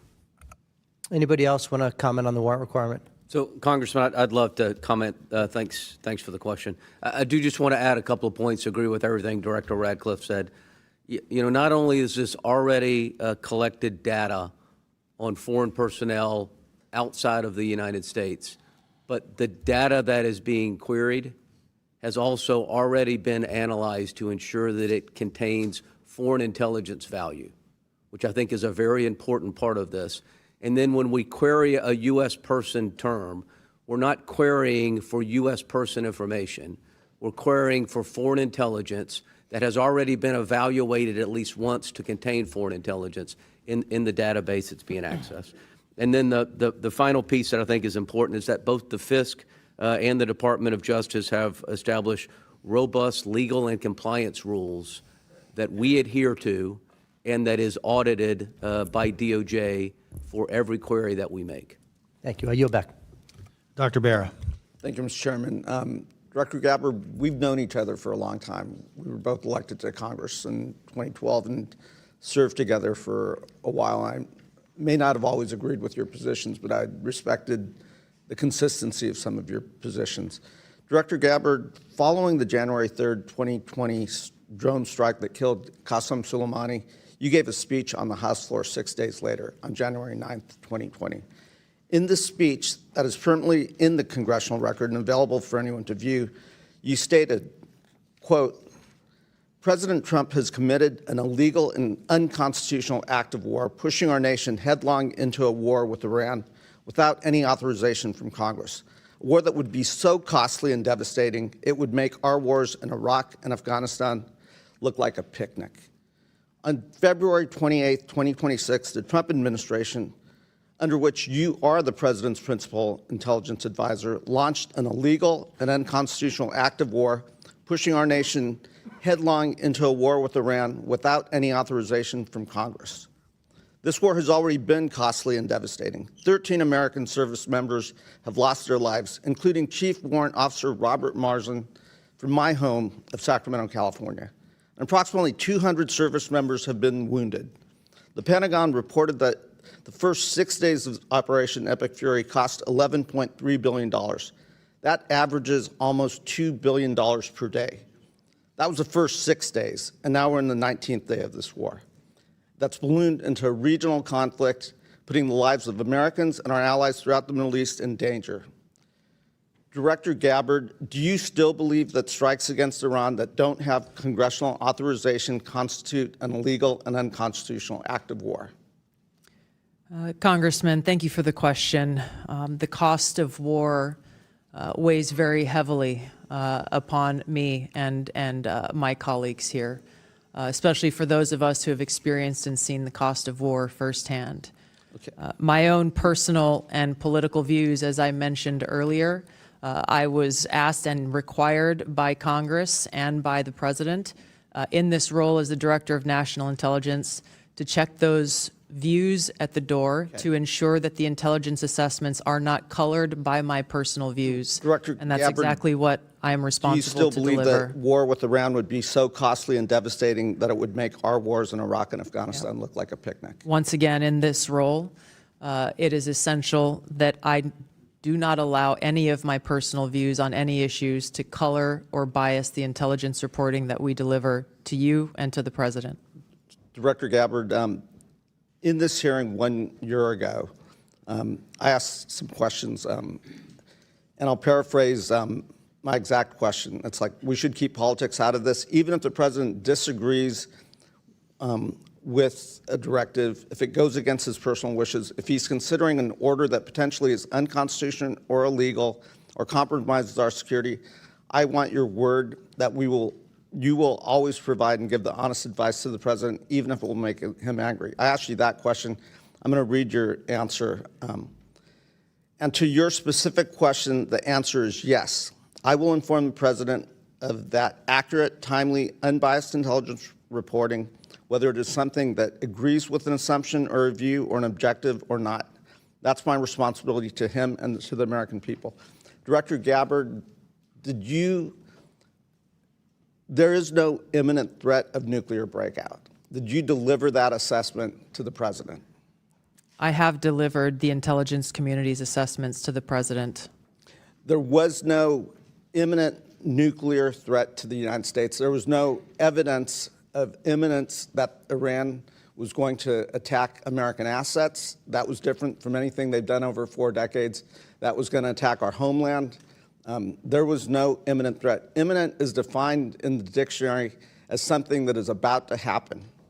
Not something that's been happening for 4 decades, not something that is going to happen 3 months from now, not something that's going to happen a year from now. Imminent said this is about to happen. Did you deliver that assessment to the President? I delivered the intelligence community's objective analysis of the threats, the severity of those threats, and the scope, along with assessments of the different scenarios and contexts that exist within the Middle East. The President owes it to the American people to go on television, to explain to the American people, to the service members who have died in action serving our country, why we are at war with Iran. He needs to go on television and explain that directly to the American people, what the imminent threat was. Gentleman's time has expired. I would advise the members that a vote has been called. It's a single vote, And if members want to shuttle back and forth so we can maintain the continuity of the hearing, we'll do that. So if you start to see it, just to our witnesses, you know how this works. They'll be moving in and out to go address that vote and then returning to their seat. But at this time, I'll recognize Mr. Scott. Thank you, Mr. Chairman. Mr. Chairman, for the record, I would like to submit an article from Politico dated February 24th, 2026.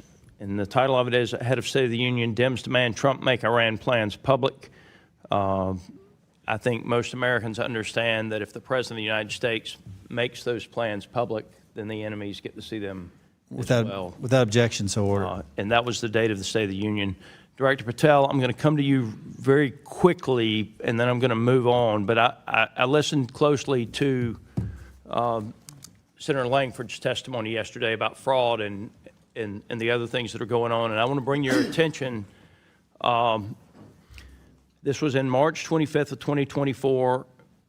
An unsuspecting Uber driver named Lalitha Tulanda Hall drove to a house near Columbus, Ohio to pick up a package. She had no idea that the 81-year-old man who lived there had just received a series of phone calls from scammers who had threatened to kill him if he did not give the woman coming to his house $12,000 in cash.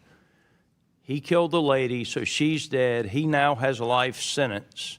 Are you aware of any action or investigation that the Justice Department has taken to pursue justice, to bring the scammers and put them and make them pay for what they did? I think you're referring to, Congressman, scam centers and scam compounds that are wreaking havoc on our citizens. I'm referring to this individual case. This lady was murdered, and a man now has life in prison. I can't speak to that individual case. I can tell you what we're doing generally if you wish, but as you said. No, sir, I want to bring that case to your attention. I think that we need to pursue that. Someone is dead, and someone else has life in prison. And it was the scammers that did it. My heart goes out to both families, but the scammers are the ones that need to pay the price. They're the guilty party here. Director Gabbard, you made a lot of changes at ODNI, changes that I think were necessary, that I want to give you the chance to talk about. So what concrete steps in ODNI 2.0, what are they taking to address politicization, weaponization of intelligence, and unauthorized leaks? And how will these reforms help rebuild public trust in the intelligence community and help the United States of America? Thank you very much for the question, Congressman.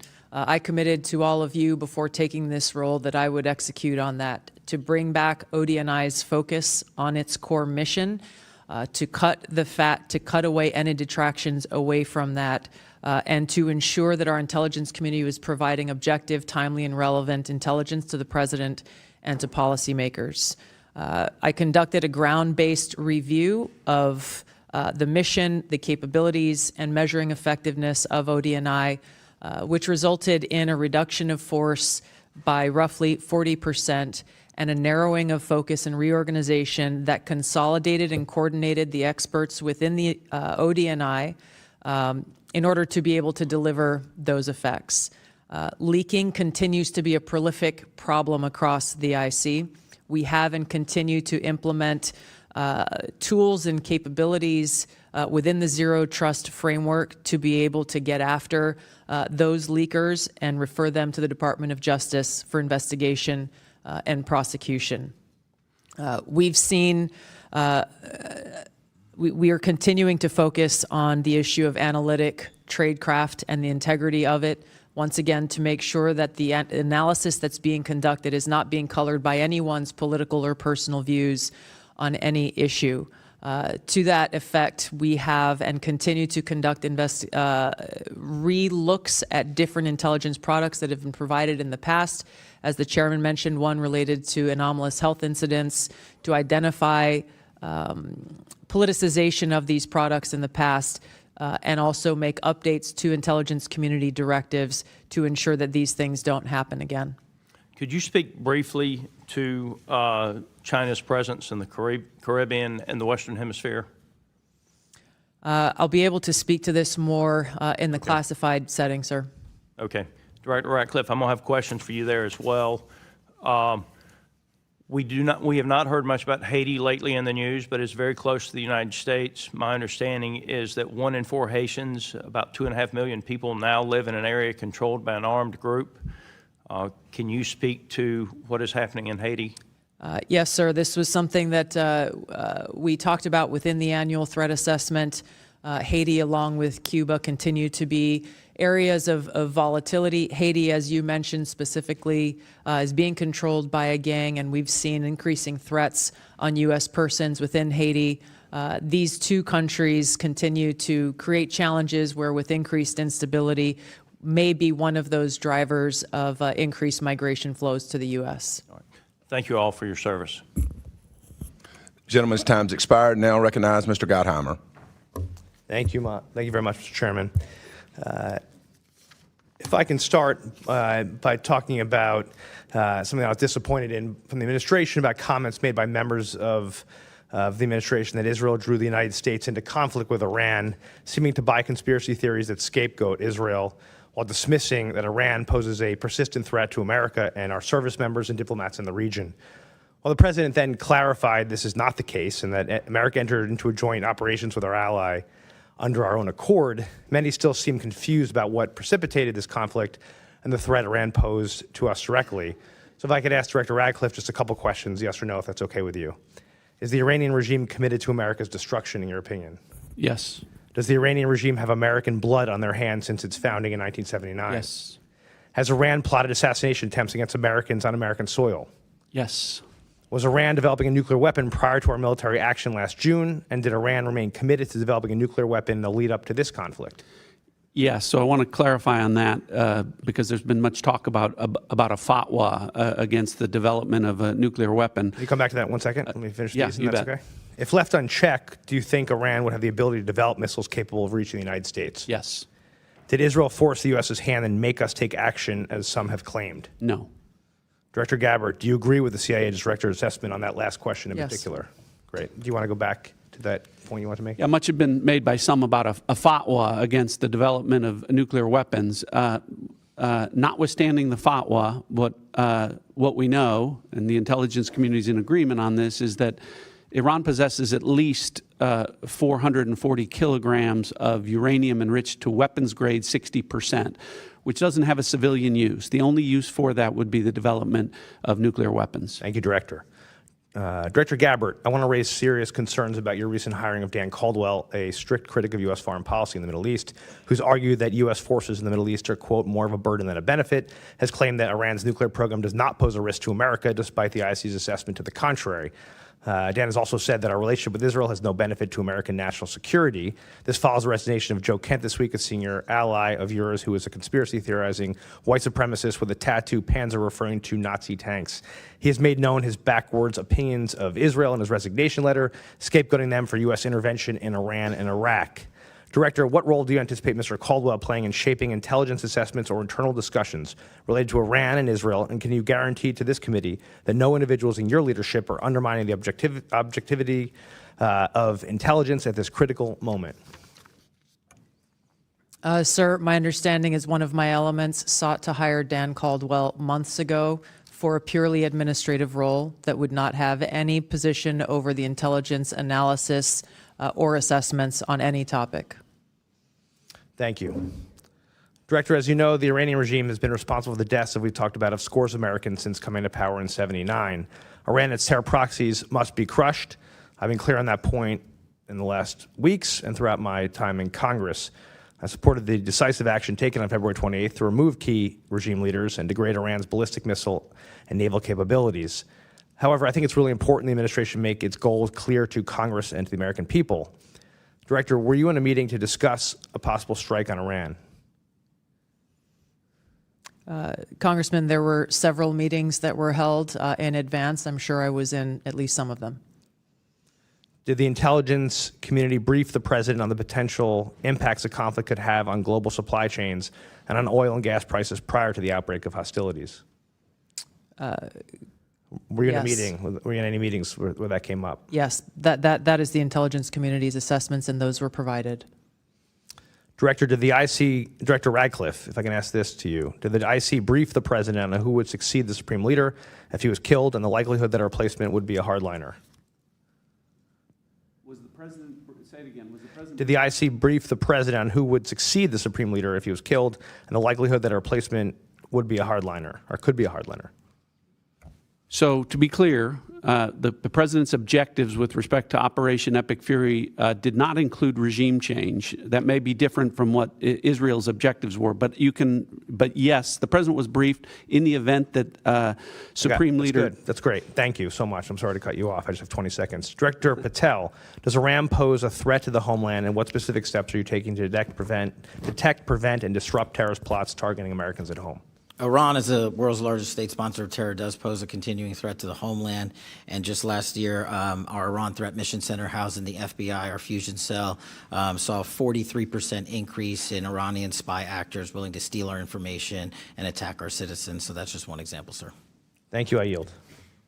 Dr. Jackson. Good morning. First off, I want to say thank you all for your time today, and thank you for our service to our country. Much appreciated. I thank the chairman for his opening remarks on anomalous health incidents, AHI. As many of you are aware, one of my primary responsibilities in this particular committee, I am the subcommittee chairman of Oversight and Investigations, where the investigation of AHI is and has been a central oversight effort. And so I am going to ask a quick question about this. Director Ratcliffe, during the Biden administration, the CIA very poorly, in my opinion, handled this issue. Since then, a CIA doctor has provided perjured testimony under oath and obstructed our congressional investigation. A quick question for you. Do you affirm that the CIA personnel are under no direction to make false statements to Congress in order to conceal CIA equities or activities related to the handling of AHI during the Biden administration? Yes. Thank you, sir. I appreciate that. I want to ask Mr. Patel, I got a question for you here. As a member of this committee, I also have a regional responsibility that includes Africa. I'm very concerned about the radical Islamic terror threat that exists there and is growing by the day. Whether it's al-Qaeda-affiliated groups such as JNMI, AQIM, al-Shabaab, or ISIS-inspired groups such as ISIS West Africa, ISIS Sahel, ISIS Somalia, or Boko Haram. These are radical, dangerous groups that want to kill Americans. After 4 years of an open border during the Biden administration, where we know countless individuals with terror ties, many to these groups, cross our southern border, and at a time when we are actively engaged with the largest state sponsor of radical jihadi terror, can you confirm that the threat to the American people in this setting is much higher due to the Democrats' current defunding of the Department of Homeland Security? As I highlighted earlier, Congressman, the FBI works hand in glove with the Department of Homeland Security and our 59 established Homeland Security task forces around the country. And those officers are now going 1 month without pay, but they're still showing up to work. But yes, funding would absolutely help us protect the homeland. Thank you. I appreciate that. One more question. Anyone that feels inclined can answer this. But according to the Council on Foreign Relations, another Africa-related question, 51% of global terrorism-related deaths occurred in Africa's Sahel region, including the Lake Chad Basin. Does the intelligence community assess that Boko Haram, ISIS West Africa, and other terrorist groups operating in the Lake Chad Basin are a threat to the U.S. interest, whether it's here in the homeland or regional U.S. interest?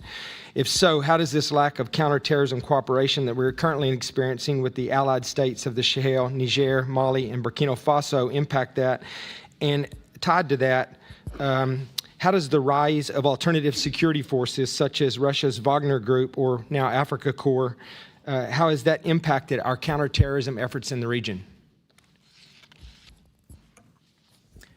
Congressman, the continued rise of these Islamist terrorist groups, as you've pointed out, in Africa, West Africa, and around the world continues to be a serious concern and major focus of the intelligence community. The challenges within the region are very complex because they have to do with governance challenges in many of these countries. They have to do with economic challenges as well as external influences, both with funding and equipping of these terrorist organizations. So yes, it has made our counterterrorism, longstanding counterterrorism efforts in these regions, as well as those of our allies in this fight, such as the French and other countries, far more difficult because of the very real threat within that region to U.S. persons. If we are not able, if the Department of War is not able to coordinate with and get the support of the governments of these countries in order to tackle this terrorist threat, then it's not a safe or operable environment for them to continue that fight. Thank you. And the assumption I'm working off of, too, is that the Russian influence via Wagner or Africa Corps has made it very difficult for us to develop those relationships and get those agreements so that we can continue to, make sure that this is not being brought home to the homeland. Is that correct? That is a factor of many. Thank you. I appreciate it. I yield back. Ms. Houlihan. Thank you. My question is basically starting with some HR questions, and they're first for Director Patel. If you could help me a little bit understand, I come out of the military family as well, but I don't know very much about the FBI's HR process or the growing up of an FBI expert. Could you help me understand how long it takes for a senior counterintelligence expert, especially one maybe focused on a very narrow threat, to be developed? How many years, I guess, would be my question. Thank you, Congresswoman. That varies. Sometimes right out of Quantico, new agent trainees are placed on the counterintelligence mission set, and some people come in from the fraud section, so the answer varies. It could take a couple months to a couple years. And the next question is, when a person comes up in your system in the military, it was always the needs of the Navy or the needs of the Air Force. It was never the needs of the airman or the soldier or the sailor in terms of prioritizing our readiness, in terms of making sure that we met the mission. Is the FBI similar? It is similar, ma'am. It's a dynamic threat landscape, so we flux and surge based on the CI, CT, cyber threats, and other threats to the homeland, and violent crime mission has seen a surge as well. So my specific question is that there was a report that came out in February from CNN that the FBI had let go or fired dozens of agents and staff members from a counterintelligence unit tasked with monitoring Iran. And apparently the reason, at least reported in the press, was that these individuals had been involved in the investigation of classified document handling from President Trump at Mar-a-Lago, and that this was the reason why they were summarily let go. First of all, are you aware of those firings, and do you concur with the rationale or reason for those firings? I'm aware of that, and I know there's a pendency of litigation, so I'm not able to comment on them. Did you yourself order those firings? The FBI, every time there is someone who violates their code of conduct or ethical standard, conducts an internal investigation with the careers there, and they present a decision point to me. The Iranian Threat Mission Center has seen an increase of 43% in arrests for Iranian spy actors. So the Iranian Threat Mission Center has never been stronger. So I'm asking about whether those people were fired because they were involved in the investigation of the document handling by President Trump, not for any behavior issues. Is that your understanding as well? Again, ma'am, I can't comment on them because those are in pending litigation. I guess I'm a little stymied here, Director, because it feels as though literally when there was a possible pending war, I'm outside of this intelligence circle in many ways, even though I serve on the Intelligence Committee. You collectively must have been aware when these firings happened that there was a meaningful chance that the U.S. might be engaged with a war in Iran. And having these very expert, super qualified folks summarily dismissed at this time, it just feels like an odd choice in timing. Were you aware at the time that this was going down, that this may end up weakening the mission and the readiness of that group? The mission, as I stated, has never been stronger when you see a 43% increase in counterintelligence arrests and 21% increase in cyber arrests against the Iranian Threat Mission Center. My focus is on providing the American people the strongest FBI as possible. I don't work on timelines. I work on evidence that's presented to me. I guess my concern is that it feels as though, and I very much honor the tone and tenor of this hearing, that this is about making sure that that we depoliticize what is the most important thing that we all do, which is keep us safe. And it feels as though this issue is a political issue. And I just am worried that we are taking really good, really qualified people and picking fights with one another across party lines, rather than making sure that we protect ourselves and keep ourselves safe. With the remainder of my time, Director Gabbard, I have a question regarding the fact that the Secretary of the Treasury loosened restrictions this week on Russian oil exports, and now the Russians are able to sell oil again. Did the IC assess that clearing the way for increased Russian oil sales would benefit Moscow, possibly? I don't believe there's been a formal IC assessment on this topic yet, as it is underway. So I would highly encourage that, because it feels as though by easing these sanctions, we are directly providing the Kremlin with revenue, the revenue that will be used directly to kill Ukrainian soldiers, and an increased likelihood that Putin will be successful in his war with Ukraine. I thank you for your time, and I yield. Ms. Wagner. I thank you, Mr. Chairman, and I want to thank our witnesses for being with us today. As we sit here in Washington, our armed forces and our intelligence assets are engaged in conflict with the world's largest state sponsor of terrorism, Iran. A radical, ruthless, and murderous regime that has killed and maimed thousands of United States troops and citizens over the past 50 years. CIA Director Ratcliffe, can you elaborate for the American people on the threat that Iran posed to our American personnel in the region prior to Operation Epic Fury? To the extent you can in open hearing. Sure, Congresswoman, happy to address that.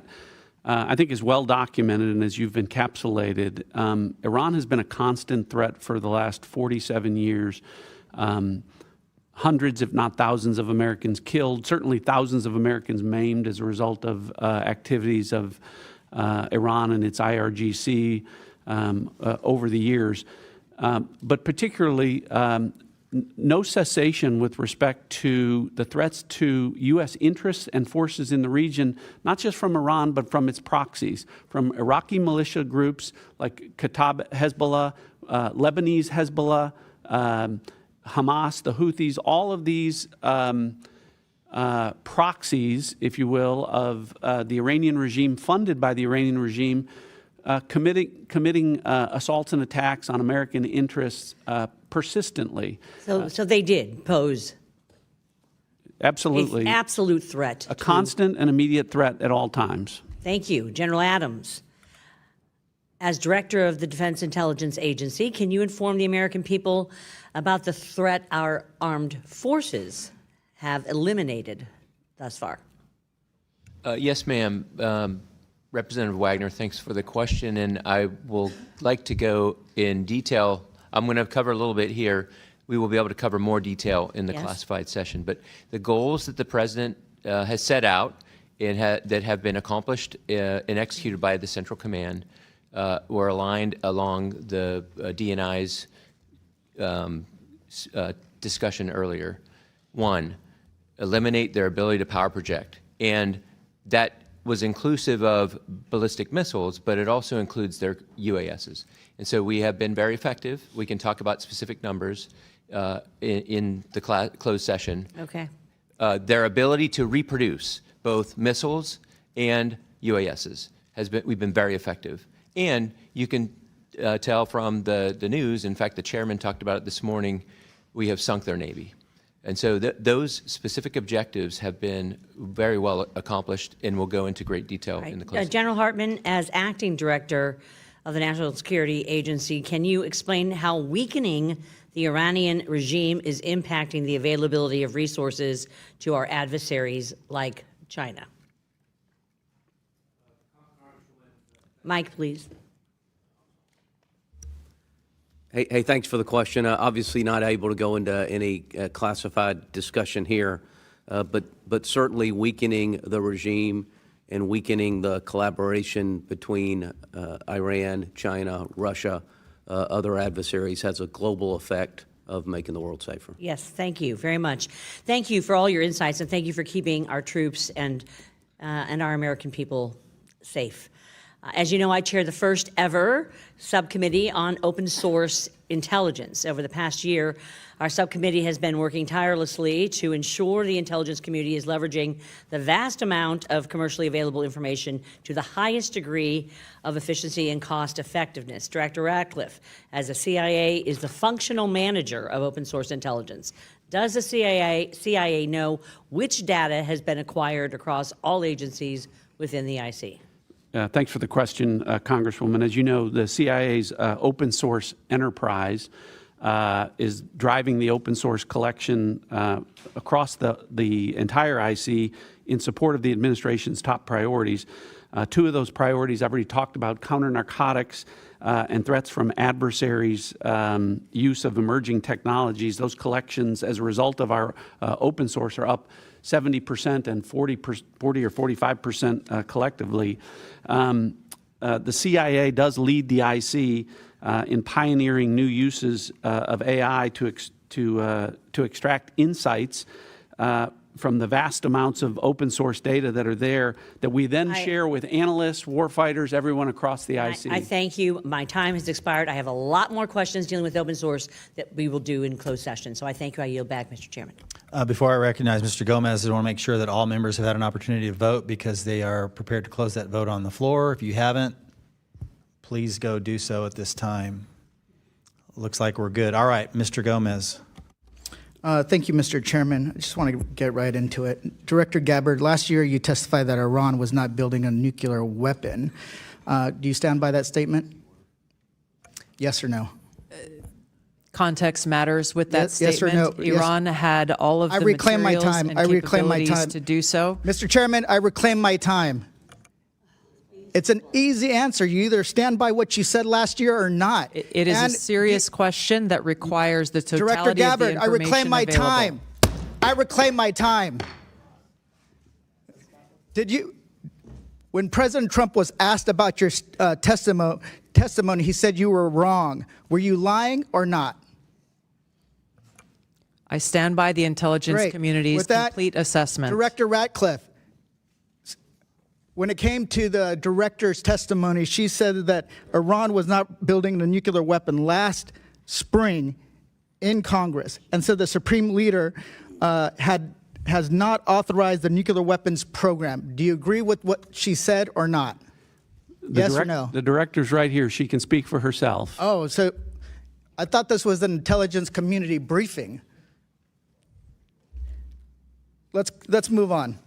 Trump also said he didn't care what you thought or said. Should he care about what you have to say when it comes to intelligence? I continue to provide the president with the intelligence community's assessments on all matters. So let me just kind of get this straight. The department, you said that Iran was not building a nuclear weapon last year. President Trump said he didn't care what you thought, and you were wrong. They engaged in Operation Midnight Hammer. He then says it was obliterated. We hear later reports that in open source reporting that it was only set back by a few months. Then at the beginning of this war, he said that they were weeks away. I just want to kind of get a sense of, were they weeks away of achieving a nuclear weapon? Yes or no? Congressman, this is a serious matter, and you've made some very serious mischaracterizations yes here. Yes or no? Were they weeks away? It would be yes a or no? disservice to you and the American people to answer this question my time, with a mere yes or no. Reclaiming my time. Were they weeks away or not? The American people need to know if this was an imminent threat or not. If they're weeks away or not. If they're months away or not. None of this dodging. Were they an imminent threat? Yesterday you said that only the president, the only person who can determine what is an imminent threat is the President of the United States. Do you stand by that statement? Yes, I do. Director Ratcliffe, do you agree with that assessment? That the President is the only person that can determine if something is an imminent threat or not? the president as commander-in-chief gets to make a decision about what's an imminent threat. The intelligence community, well, the intelligence... Reclaim my time. The intelligence... reclaim my time. Intelligence community has provided a body of intelligence that supports the reason why the decision is that if the that president can made. determine and ignore what you're doing, why do you guys even have a job? Why do you even advise them? So you're saying tomorrow the president of the United States can say China is an imminent threat, and then he can take his own... No matter what the intelligence says, he can take his own action. So that's what you're basically saying. Okay, let's go on. Director Gabbard, you said that North Korea has intercontinental ballistic missiles that can reach the homeland. Yet, the Defense Department said that Iran was at least 10 years away from achieving an intercontinental ballistic missile that can reach the homeland. Which one is a more serious threat, North Korea or Iran? These threats are taken within the context of the total body of intelligence reporting. So that's, it should be, and that's my point. It's not just about having the capability of building a weapon. It's if they can actually deliver that weapon, if they can, they have the intention of doing that. How many weeks away are they? We haven't heard that there were weeks away. We haven't heard that there were months away. But that's what we're waiting for. Imminent, to me, means is that they're mobilizing troops. They're moving things into position, artillery. They're getting ready to attack. But everything that we've heard is that this is not the case. Gentleman's time has expired. Mr. Klein. Thank you, Mr. Chairman. Thank you all for being here and for the work you do. It's a marvel that just 1 year of strong leadership from the White House has shifted the conversation in this room from that of appeasement and passivity from the Biden administration to that of American strength brought about by the doctrine in Venezuela and Operation Epic Fury in Iran. And it's not lost on me that as we sit here, we have one side of the dais talking a big game on threats, and yet they're unwilling to even fund our Department of Homeland Security. I want to thank President Trump's leadership in each of your efforts. Because of your efforts, Americans are safer today with two less despots to deal with. Nevertheless, there remains work to be done. While Venezuela and Iran are in decline, aggression from adversarial nations like China and Russia and near constant threats of terrorism and cyber warfare continue to persist. The Chinese Communist Party in particular remains a top adversary that routinely deals in bad faith, and this was highlighted most recently by White House Office Director of National Drug Control Policy Sarah Carter when she delivered recent remarks in Vienna saying, quote, "We know that China's weak export controls and lax enforcement allow its chemical industry to foster friendships with the drug cartels. At the same time, China's overly effective controls over rare earth minerals wreak havoc on legitimate industries," end quote. Of course, we're now seeing reports of a new synthetic opioid called cyclorphine that is said to be 10 times more potent than fentanyl and undetectable on fentanyl test strips. As you know, President Trump may meet with President Xi in the near future, where trade and export controls will most certainly be discussed. Director Gabbard, what is your assessment of the quality and quantity of AI compute that China can indigenously manufacture? The majority of this question should be addressed in a closed hearing. The intelligence community's assessment is that China continues to rapidly advance its AI capability. Do you assess that export controls on semiconductor manufacturing equipment and AI compute have been effective, slowing the development and deployment of Chinese AI? The intelligence community's assessment is that one of the effects of those export controls is China has increased its focus on developing its own organic capability. What do you assess would be the economic and national security impacts if the U.S. decided to loosen export controls and allow the sale of NVIDIA Blackwell GPUs or large numbers of H200s to China? I don't believe there is an intelligence community assessment on that specific scenario. I think that these national security implications should be weighed heavily when conducting these talks, considering that fentanyl overdoses are only down in the U.S. thanks to the President's leadership in securing our borders and taking the fight directly with the cartels in our hemisphere and not the empty words and actions of the Chinese Communist Party. Our adversaries are constantly conducting cyber operations on U.S. government and private sector networks to steal information and money or conduct disruptive cyber attacks. We've just been tracking the Chinese Typhoon actors for several years. And just last week, the Wall Street Journal reported that Salt Typhoon actors, which were responsible for targeting U.S. telecom, may have accessed sensitive FBI networks. I may have more to follow up on in the closed session. For now, I want to discuss how the overall U.S. government posture is going to change based on President Trump's cyber strategy, which was released last week. Been frustrated for some time about the unwillingness of prior administrations to decisively take action, including the use of offensive cyber operations. Director Patel, beginning with you, what can we expect from the FBI moving forward to be more aggressive on both defensive and offensive cyber activity? Thank you, Congressman. So as you stated, the President just launched a new national security cyber strategy, and within that is what the FBI just launched 60 days ago. It's the most comprehensive cyber program we've ever put out called Winter Shield. And what we do, connecting Pillar 1 and Pillar 4 of the President's strategies, is go on offense and defense. And so what we've done already is, while we are always going after nation-state actors, we also have to engage with the private sector communities, because they are going after the private sector as well. We've held 355 engagements in the last 60 days with enterprises across America to harden their networks. And as you recall, just a couple of months ago, our banking infrastructure was hit by a ransomware attack from overseas. In one weekend, the FBI disrupted and kicked off every one of those bad actors from that network, saving the American people their valued billions in those bank vaults. So this is some of the things we're doing, but we need constant engagement with the private sector. Great. General Hartman, what efforts are underway at NSA to bolster intelligence collection and threat detection and coordination with other federal agencies to target adversary cyber operations? Congressman, thanks. Briefly.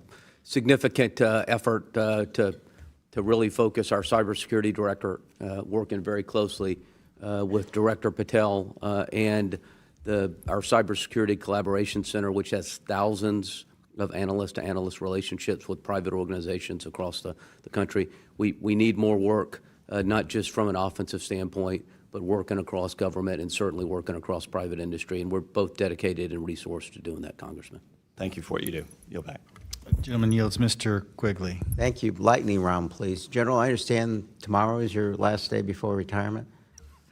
Yes, Congressman. I can think of better ways to finish things for you, but we appreciate your being here. I want to respectfully ask you and each of you, if you have full-time personnel dedicated to analyzing and collecting foreign threats on the 2026 elections, and if so, just yes or no, and how many personnel we have?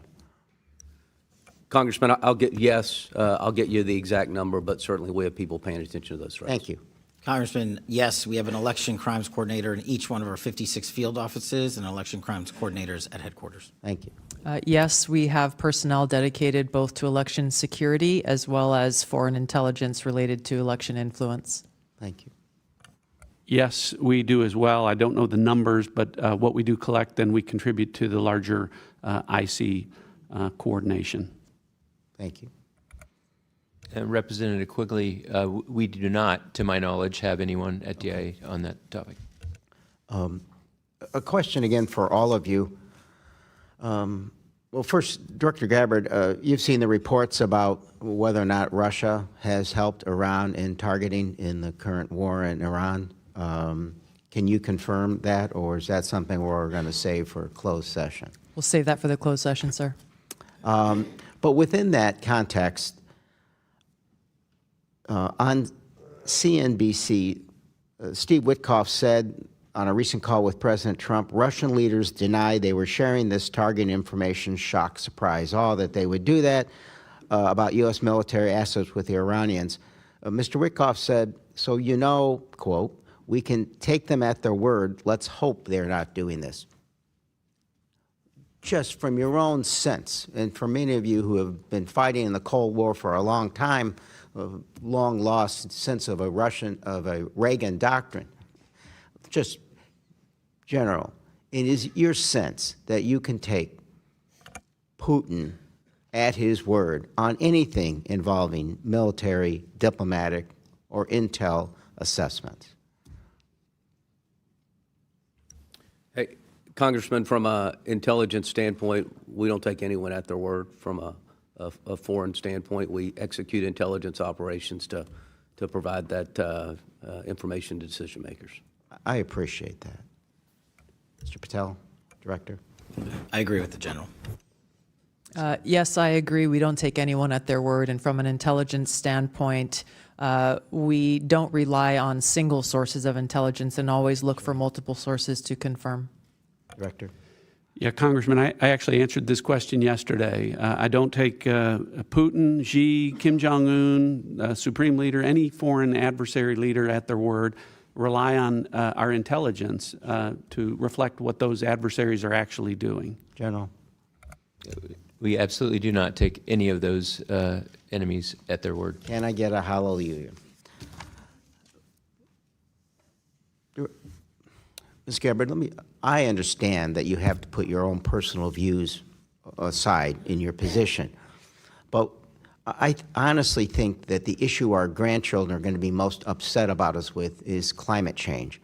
So, you know your quote, and when you talked about climate change as a member, it threatens the safety and security of the planet, especially in places like Hawaii, where we are already experiencing its devastating effects. But respectfully, it's not in worldwide threats. Used to be in worldwide threats. So help me understand, who makes the final decision on what goes in here and what is a threat? Congressman, it's a collection of the intelligence community's assessments that the National Intelligence Council and our experts there work on. This year, we've structured the annual threat assessment around the President's national security strategy to address the most tangible and direct threats to our security and our interests. I get that part. Did you make the case that maybe climate change should be considered a worldwide threat when we are this collective process?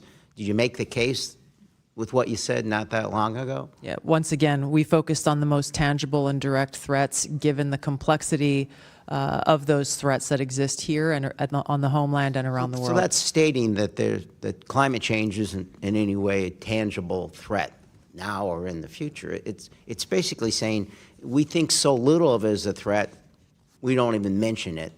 I think the changing of the climate, the weather, the environment is a factor that goes into the different intelligence community assessments on effects. Gentleman's time has expired. Ms. Tinney. Thank you, Mr. Chairman, and thank you so much to our briefers and for your service to our country in multiple cases for some of you, and everyone who serves in the intelligence community to give the support to everyone that's serving.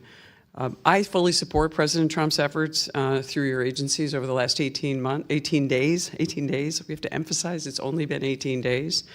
And I think it was a courageous decision.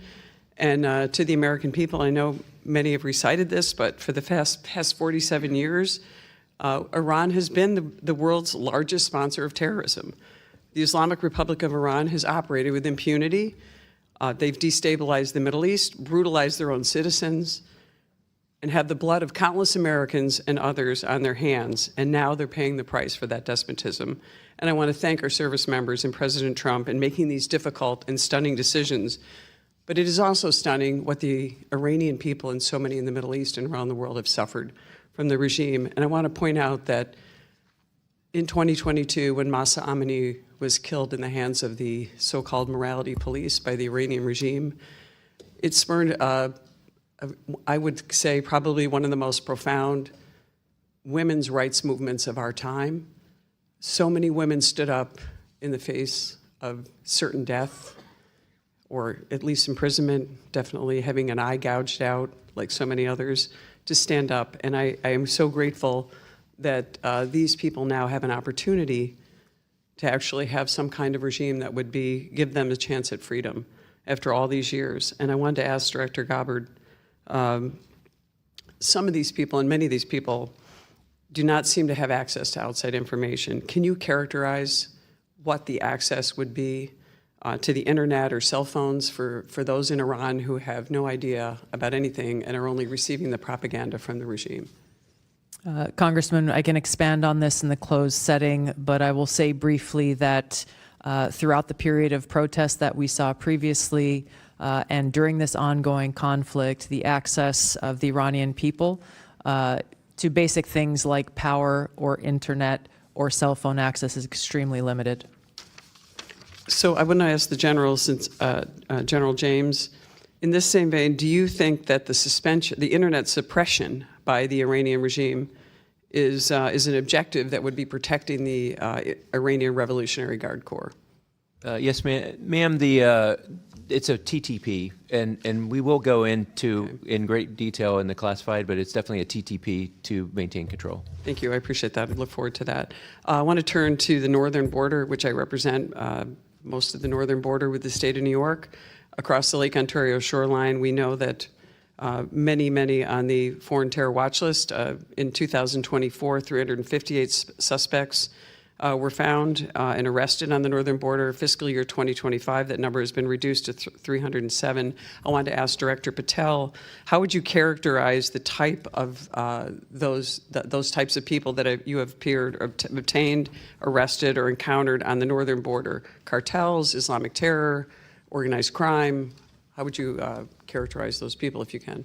Thank you, Congresswoman. With the solidification and reinforcement of the southern border, the northern border has become a target of opportunity for foreign terrorist organizations, cartels, those that wish to conduct espionage activities, basically all of the above. How would you characterize the partnership of our Canadian friends to the north and their willingness to stop these individuals, especially in the last year or so? At the FBI, we have engaged with the RCMP and their intel services at levels never seen before to specifically focus on the fentanyl productions north of our border. The cartels have shifted their operations to produce the lethal fentanyl that kills so many Americans. So that's one example where we're focused and locked in with our partners north of the border. Thank you very much. I appreciate that. One last thing I just wanted to ask. Upstate New York is now the new home to Micron, one of the world's 3 leading memory manufacturers and the only U.S. leading memory company. Memory produced at Micron is an integral component of the GPUs used to train America's dominant frontier models. I'd love to find out, Director Ratcliffe, what would be the economic and national security implications if China were to catch up on the U.S. on memory, GPUs, critical minerals, all those things that go into everything leading up to this, including the advent of AI? Well, what you've seen, Congresswoman, is that when China can take advantage of things in the supply chain like critical minerals, they'll do that. This is particularly problematic in the area of all emerging technologies, and AI in particular. Obviously, whoever is dominant in the technology fields in the future will dictate the rules in the international marketplace. It would be devastating if China were ahead of us. Thank you. I appreciate it. I yield back. Mr. Cohen. Thank you, Mr. Chair. Director Patel, you had a question from Dr. Jackson about the shutdown we're in now with Homeland Security, and I believe you said that this would be harmful to America because of the threat from Iran. Is that correct? Do I recall that correctly? Generally, yes, sir. How many days before we invaded Iran did you know we were going to launch an invasion? We can get into those details in a classified setting, but I work with my colleagues across the spectrum here to give me advance warning so that we can reinforce. Was it 2 days, 3 days, a month? It was sometime before that, sir. Sometime before that. So you had not. With that knowledge, why did you fire at least a dozen agents in Counterintelligence Unit 12 that specializes in Iran counterintelligence, which makes us much less secure and safe with this war going on from Iranian attacks potentially against our country? As I said earlier, Congressman, I don't work on timelines when these terminations occur. There are internal investigations conducted by the careers at the FBI that highlight unethical or inappropriate conduct, and it's up to me to make the decision. But our Iran Threats Mission Center has never been more resourced, as I've highlighted, a 43% increase in counter-espionage arrests from Iran alone, and 360 ongoing terrorism investigations with Iran-affiliated individuals. And the people you fired, those 12 people, they were experts on Iran, were they not? I don't believe so. They worked in counterintelligence, did they not? I'm taking you at your word, sir. I'm not familiar with every You're the single chief word. director. I'm not. You should know the answer. You fired the people. Where did they work? People were terminated for violating their ethical obligations and the high standards that Was the we ethical have. violations that they dealt with the case of the classified documents that were found at the bathroom in Mar-a-Lago, was that the ethical issue? As I said earlier, all those matters are pending litigation, so I'm not going to comment on them. Director Gabbard, are you familiar with CI-12? I'm not, Congressman. Okay. Let me ask you this question. In the intelligence community's unclassified annual threat assessment from last year, it said, quote, Iran's large conventional forces are capable of inflicting substantial damage to an attacker, executing regional strikes, and disrupting shipping, particularly energy supplies through the Strait of Hormuz. It seems the IC was entirely correct in its assessment about Iranian retaliation in the Strait. Did the IC's assessment about the Iranian capabilities in the Straits of Hormuz change in the past year? No, Congressman. Does Iran still have the capability to threaten shipping in the Straits of Hormuz with missiles, mines, and small boats? Their capabilities have been largely degraded, but yes, they still have means to threaten passage through the Strait of Hormuz. And how long can they keep the strait closed? Based on current events, I'd have to get an updated assessment from the intelligence community on that. Did you have an analysis of the impact of a war on global supply chains and the price of oil and gas? I believe that assessment may have come from the Department of Treasury or Energy. It didn't come through your office? It came from their element within Department of Energy or Energy. Do you know if the president was briefed on those assessments? I believe so, but I can't confirm. So if he was briefed on those assessments that that was a problem and the Straits of Hormuz could be shut off and that's causing a great problem in the world's economy with oil prices going up to, I think, under $120 or something a barrel and an effect on all countries' economies, why would the president not have taken actions to strengthen defense around the Strait of Hormuz? All I can say is that the president ultimately is responsible for making the decisions based on the totality of information and intelligence that he has available to him. The intelligence that he has available to him, that's a scary thought. Does the IC know where Iran's enriched uranium is? The IC has high confidence that we know where it is. And can you tell us that in classified? We can speak more about this topic in the classified setting. Okay. Could it be, we have methods of destroying it? This is a conversation for a closed setting, sir. Do you have any idea what the purpose of the Marines being sent, the units that are being sent over there, is the idea that we will put troops with boots on the ground in Iran? ODNI and the IC is not involved in the operational planning and movements of the Department of War assets. Thank you. I'll be very honest with you. When you made your original comments, it was kind of scary because of all the craziness that goes on in the world. I can't wait for the classified setting. Thank you. Mr. Perry. Thank you, Mr. Chairman. It's good to see some old colleagues. I'm going to start, and thank you for your service, gentlemen and ma'am. I'm going to start with General Hartman, General Adams. Do you know how many days it's been since Russia went into Ukraine? I'll answer it for you. It's 1,480. Do you know how much money the United States government has spent, the taxpayers have spent in the war in Ukraine? I'm going to round it for you. It's about $200 billion. I mean, maybe it's a lot more, maybe it's a little less. It's hard to tell around this place. To the best of your knowledge, was Russia an imminent threat to the United States when they went into Ukraine, to the best of your knowledge? Sir?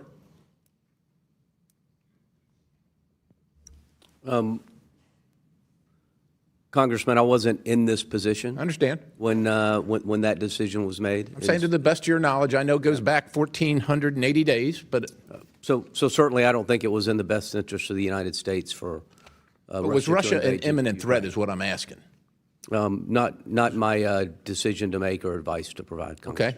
How about you, General Adams?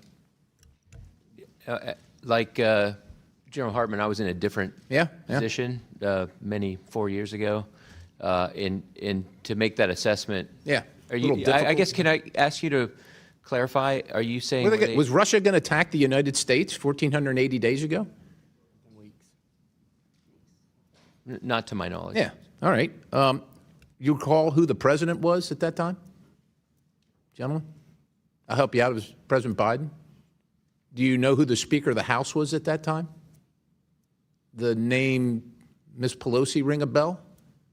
Do you recall this Congress declaring war in Russia and Ukraine 1,480 days ago, or any time between then and now?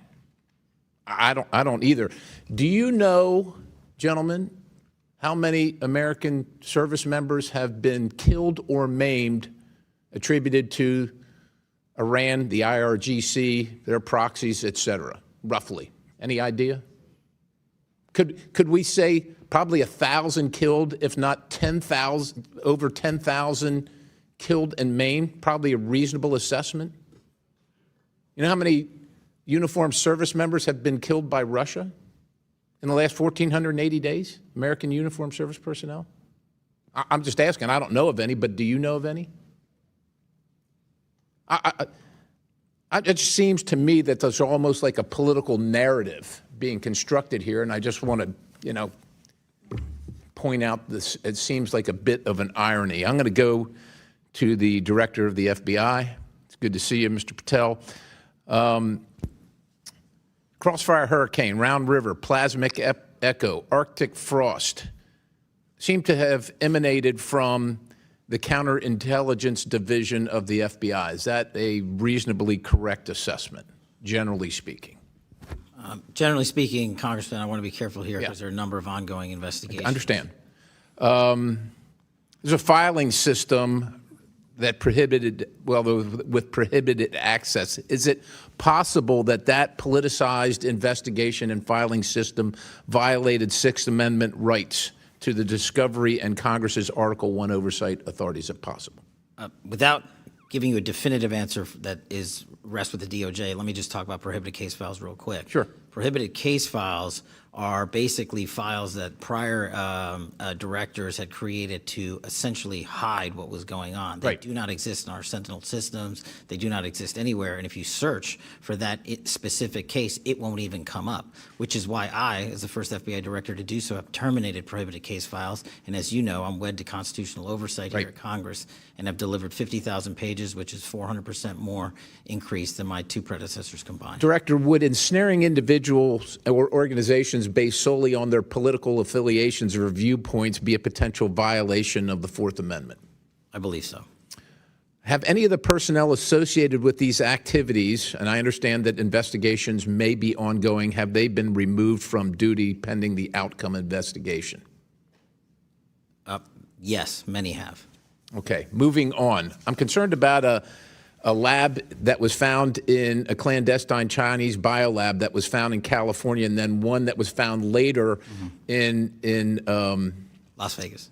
Yeah, Nevada. And I'm wondering, are you concerned about a lack of vision or imagination in agents that solely work on a case and can't see that China has the capability and the impetus to do these things all around the country and things like those things? And have you done anything about changing that training or that operational conduct of agents? I can only speak to what I've done, and this FBI is keenly aware of it. We're the ones that figured it out, not just in Las Vegas, but places like Michigan, where we arrested multiple individuals who were pretending to be researchers at the University of Michigan while bringing in lethal pathogens and trying to steal our trade secrets and our agricultural secrets, which is national security. So this FBI is laser focused on the Chinese threat, especially related to biolabs and agricultural theft. Appreciate the response. I'll yield the balance.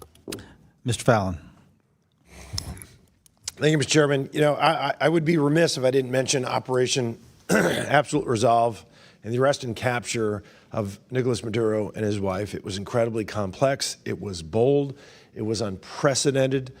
It was a wild success. It really harkens thoughts of Raid on Entebbe 50 years ago, except this actually remarkably exceeded that in its success. It was historic, and it altered undeniably the geopolitical landscape in the United States' favor. So our military and our IC should be lauded, and I want to offer a hearty and deserved congratulations to all of you that are testifying before us today. Thank you. Director Ratcliffe, I want to just visit with you a little bit. First, I do want to take a point of personal privilege. I attended Coach Holtz's funeral Monday. He was very proud of you.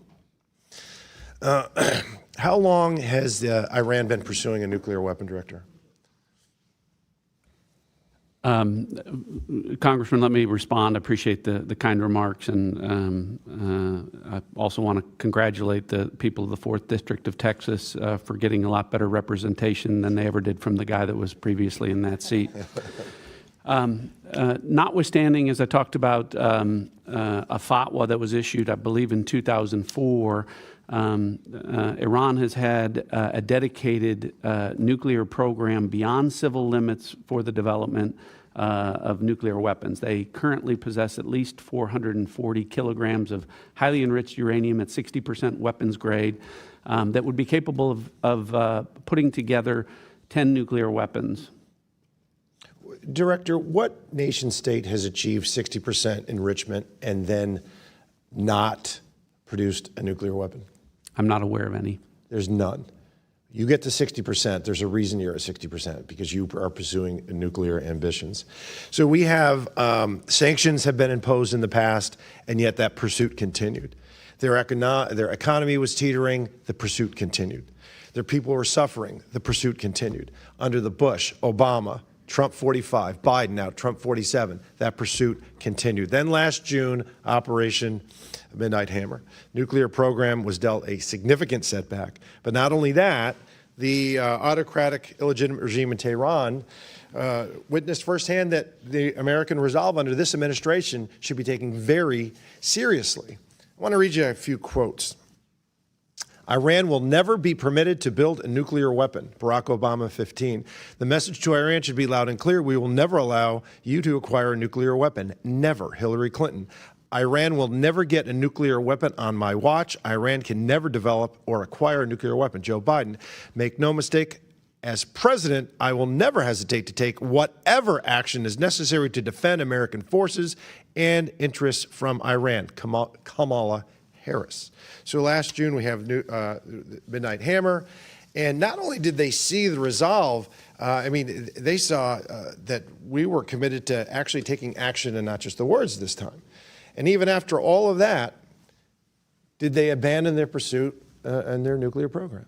They absolutely did not, Congressman. I think you point out the success of Operation Midnight Hammer is that one of the things that we assess in the intelligence community broadly is that since that operation, Iran has been unable to enrich a single kilogram of uranium to 60% since that operation. But as you correctly point out, Congressman, notwithstanding that, our intelligence is also clear that they have not lost their ambition, and that the activities to rebuild or reconstitute their nuclear facilities and centrifuges is something that the intelligence, there's a body of intelligence that I think confirms that.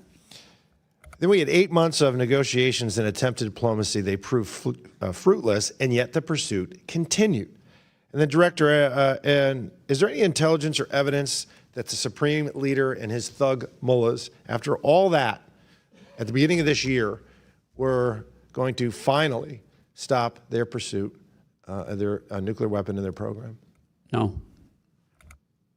So we have some folks here that are splitting hairs about imminent threat. You know what? Was it a grave threat, Director, in your opinion? Nuclear weapons are a grave threat in the hands of religious ideologues. 60% enrichment. No nation state that achieved that hadn't produced a nuclear weapon. We can either talk about it, kick the can down the road, and let them get a nuclear weapon and get danger close to it on the precipice, or we can take action now, and this is what this administration chose to do. Thank you, Mr. Chairman. I yield back. Mr. Stubbe. Thank you, Mr. Chairman. Every day, the brave men and women of our intelligence community, armed forces, and federal law enforcement work to protect our homeland from a constant and evolving array of threats. But since Democrats chose to shut down the Department of Homeland Security, those threats have grown more acute. Our country has already experienced 4 terrorist attacks since the shutdown began. The consequences are no longer hypothetical, they are unfolding in real time. At a moment when the global threat environment is intensifying, terrorist organizations are resurging, and adversaries continue to encourage violence against Americans. Congress should be reinforcing our defenses. Instead, Democrats have sidelined the very department responsible for keeping the homeland safe. Not a single Democrat here on this committee voted to reopen the Department of Homeland Security. That was not an accident. It was a political decision made at the expense of the safety and security of the American people. As threats to our homelands rise and our enemies grow more emboldened, this decision has weakened our defenses and replaced action with dysfunction. Each day, the threat environment worsens, and with it, the risk to the American people, which is indefensible. Do each of you agree that the reckless Democratic shutdown of the Department of Homeland Security has affected your agency's ability to detect, deter, and respond to threats against the homeland? Specifically, has it impacted intelligence sharing, operational coordination, or your capacity to prevent attacks? General Hartman. Congressman, it hasn't had a significant impact on the foreign intelligence mission of the National Security Agency. Director Patel. The shutdown has had a significant impact on how we protect and defend the homeland. Director Gabbard. This has directly affected the intelligence elements within the Department of Homeland Security negatively. Director Ratcliffe. I would agree with the Director of National Intelligence. General Adams. No significant impact on the Defense Intelligence Agency and the foreign threat that we analyze. So, Director Gabbard, you, in your opening statement, talked about the threats to the homeland and the changes that you've made as it relates to the border and the changes that the president has made after 4 years of open border policies under President Biden, during which cartels and gangs expanded their operations into American cities. What specific actions has ODNI taken to disrupt these criminal cartels and networks and stop the fentanyl poisoning and murdering U.S. citizens?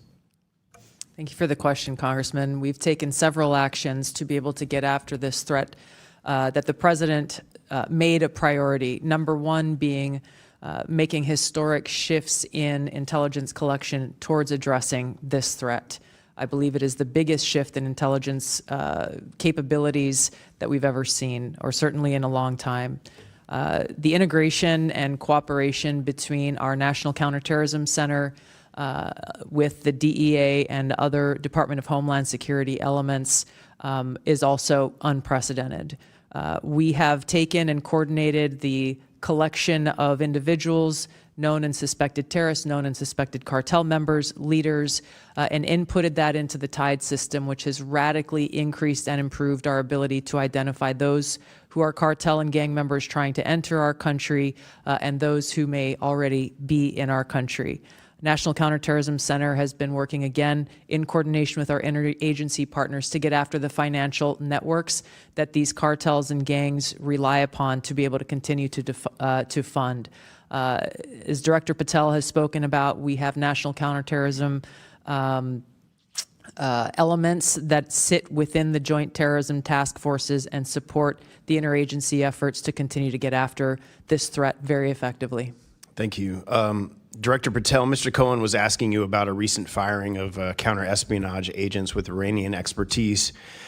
You and the FBI are taking, will continue to take, all required steps to keep the American people safe during President Trump's historic military action against an oppressive and evil Iranian regime. Is that correct? Absolutely, and there's 36,000 people employed at this FBI, and I reject the notion wholeheartedly that the termination of those that were weaponizing law enforcement are the only ones that can do the mission. There's a 43% increase in counterintelligence and espionage arrests just related to Iran alone, which is a record year for the FBI. Well, and you plussed up nearly 1,000 agents in the field throughout the United States since this has occurred? Yes, sir.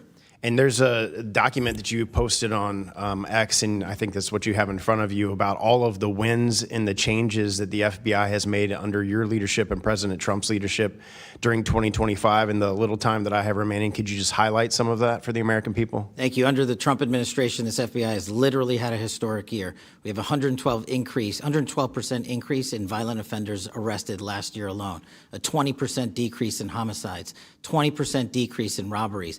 We have disrupted 1,800 criminal gangs. That's a 210% increase. We've seized enough fentanyl to kill 178 million Americans. That's a 31% increase. We have gone after the most vulnerable in our society, protecting children. A 490% increase in arrests on those that prey on our children online. We have located, found, and identified 6,200 missing kids. That's a 30% increase. We have dismantled and taken down 1,700 child predators. That's a 17% increase. And those that wish to traffic traffic our young American citizens and women.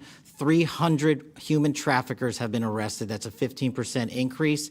And seven of the FBI's top 10 most wanted fugitives in the world have been apprehended in the last 13 months. To put that into perspective, there was 4 in the prior 4 years. So this FBI under President Trump is fully stocked to get after every single fight we have, and these are just some of the statistics. So I thank you for letting me highlight those.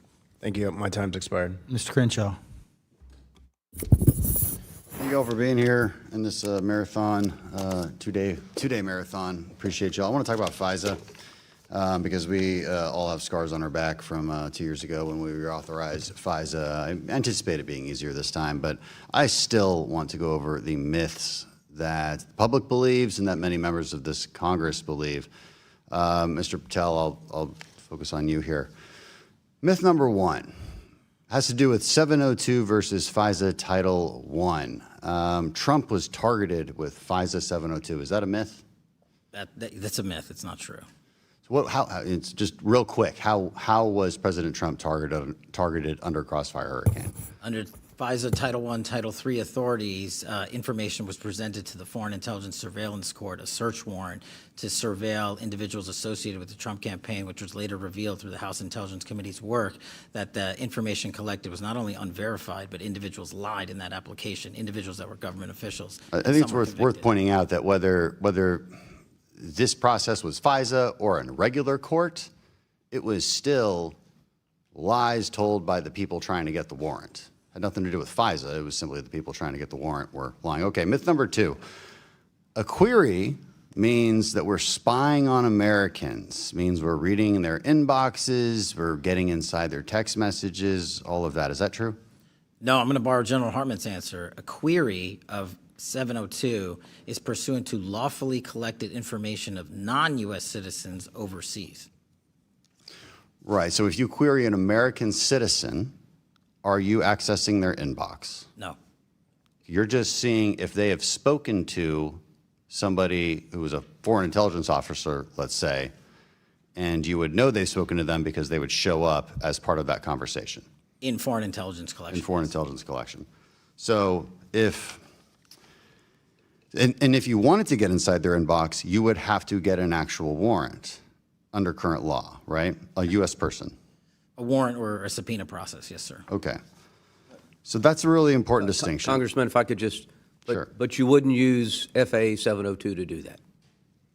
Correct. To get in I just want to be clear about that. Yes, you would not. You would use your regular court process. No authority under 702 to collect intelligence intentionally against a U.S. person. Absolutely. Right.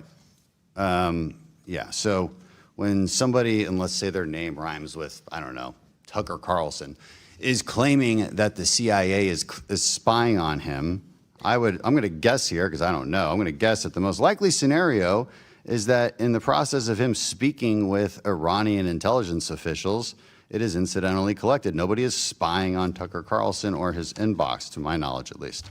Number 3, another myth, a warrant requirement, should it be required by law, it's for a simple query, that should be easy to get. Right? What's the problem? It's easy to get a warrant. We do it all the time. Would it be easy? In my opinion, no. But And the reason it wouldn't be easy is because oftentimes these queries are part of a very typical analytical process, and they would not meet the judicial standards of probable cause. And I've seen many examples of this. I would love if you guys had some examples that are declassified. I've seen them in a classified session. So I guess my point is, and now that we've debunked these myths, is you put that warrant process on a simple query, you're taking away our analysts' ability to connect the dots from the outside actors, which we can collect on. They have no constitutional protections. But you're removing our ability to connect them with the inside actors, which is kind of where it matters. It's like giving up when you're right at the goal line. That makes zero sense to do, and that's exactly what this would do. I've already heard Director Ratcliffe's answer on this, but 18 months clean reauthorization, does that, I don't know where that number came from, but would you rather have it longer? as Director Ratcliffe said, I'd like 5 or 10 years. Okay, me too. We went over that really quickly and well. I yield back. Thank you. Mr. Hill. Thank you, Chairman. Thank you, panel, for being with us this morning. And let me start with Director Gabbard. You've heard from Mr. Stubbe, you've heard from Admiral Jackson, you've heard from Ms. Tenney, all this aspect of who we've encountered at our borders, north and south, and during the Biden administration with the open border that has been overly discussed today at length. There's this known and suspected terrorists, and I want to congratulate the Trump administration for getting, I think, 1,300 people identified out of the country under your 13 months, so congratulations on that. But for 3 years, in both classified and unclassified sessions here, I've raised this issue that we don't have the data and we don't track it in a fused way, meaning Border Patrol, TSA, FBI and follow-up, DOJ and prosecutions. And we don't really have that at our fingertips for oversight purposes. And I asked you at last year's Worldwide Threats, would you commit to helping us achieve, as the ODNI, that fused data? You agreed, but it was only 3 days ago I got that commitment from you in writing. So let me ask you again, can you help drive that process across the bureaucracy to get that regularly provided to the intelligence committees? Sir, thank you for the follow-up on that. We have continued to work to improve that consolidated use of systems that will better help us identify who is in our country, who are known or suspected terrorists, to include those who are members or leaders of cartels and gangs and drug traffickers. And we're continuing to pursue that, particularly with the Department of State and their screening and vetting practices, as well as the Department of Homeland Security's. I will say that there has been a drastic improvement in our own screening and vetting systems, and that coordination is occurring, but there are still some silos that need to be broken down. Also, in follow-up to the discussion today, I heard my friend from California, Mr. Barra, assert that President Trump's action in epic fury was unconstitutional. Do you think it was unconstitutional, the decision taken by the president? That's a legal question, sir, that I believe has been asked and answered by the White House counsel. But don't you think in Article 2, power under the War Powers Act, the president has the right to defend American interest, allied interest? He does. And he can do that for 60 days? And did the president and you consult with the Gang of Eight in Congress before the president took military operations? My understanding is the Secretary of State fulfilled that responsibility. Yeah, I think that's clear. I don't recall President Obama, for example, declaring war for 7 months of operations in Libya. So I think there's a lot of hypocrisy here as we try to defend American interests. Mr. Klein asked you about and made a good comment, I thought, about, and he talked to Director Patel about this, on this issue of Winter Shield and doing a better job of coordinating offensive and defensive cyber here in the homeland. And I think that's another place, Director, where I think you should play an outsized role to coordinate, again, this issue of all operations. I'm very concerned that we don't have a fused, I'm going to use that word again, civil defense posture on cyber defense because we're too compartmentalized. We're too siloed between who's with the military and not with the military, who's got classifications and who doesn't. Would you work with me on trying to design a way for our governors, our private sector, the FBI to work better on countering state actors in our private sector? Yes, sir. I would look forward to working with you on that. And we'll just comment, this would have to be done in conjunction with the Department of Homeland Security and CISA, given their statutory responsibilities. The integration and coordination with the private sector remains one of the biggest imperatives, but also in some cases challenges for folks who choose not to work with the U.S. government. I agree. I sit on the CISA, subcommittee here, and I'm very concerned about it. And I think our whole committee's been concerned about the assessment we have on offensive cyber, so we look forward to that. Finally, Director Ratcliffe, thanks for you being here, and it's wonderful to see you. Thanks for our decade of friendship. I want to say that I've traveled significantly with the chairman to Latin America, and I want to say your stations throughout the Western Hemisphere are doing an outstanding job. Would you say that we're back on track countering great power rivals in the Western Hemisphere? I would. Thank you for the compliments for the workforce that I'm privileged to lead. And I do think the President's policies in making the Western Hemisphere a priority are really clear. Obviously, the success of Operation Absolute Resolve.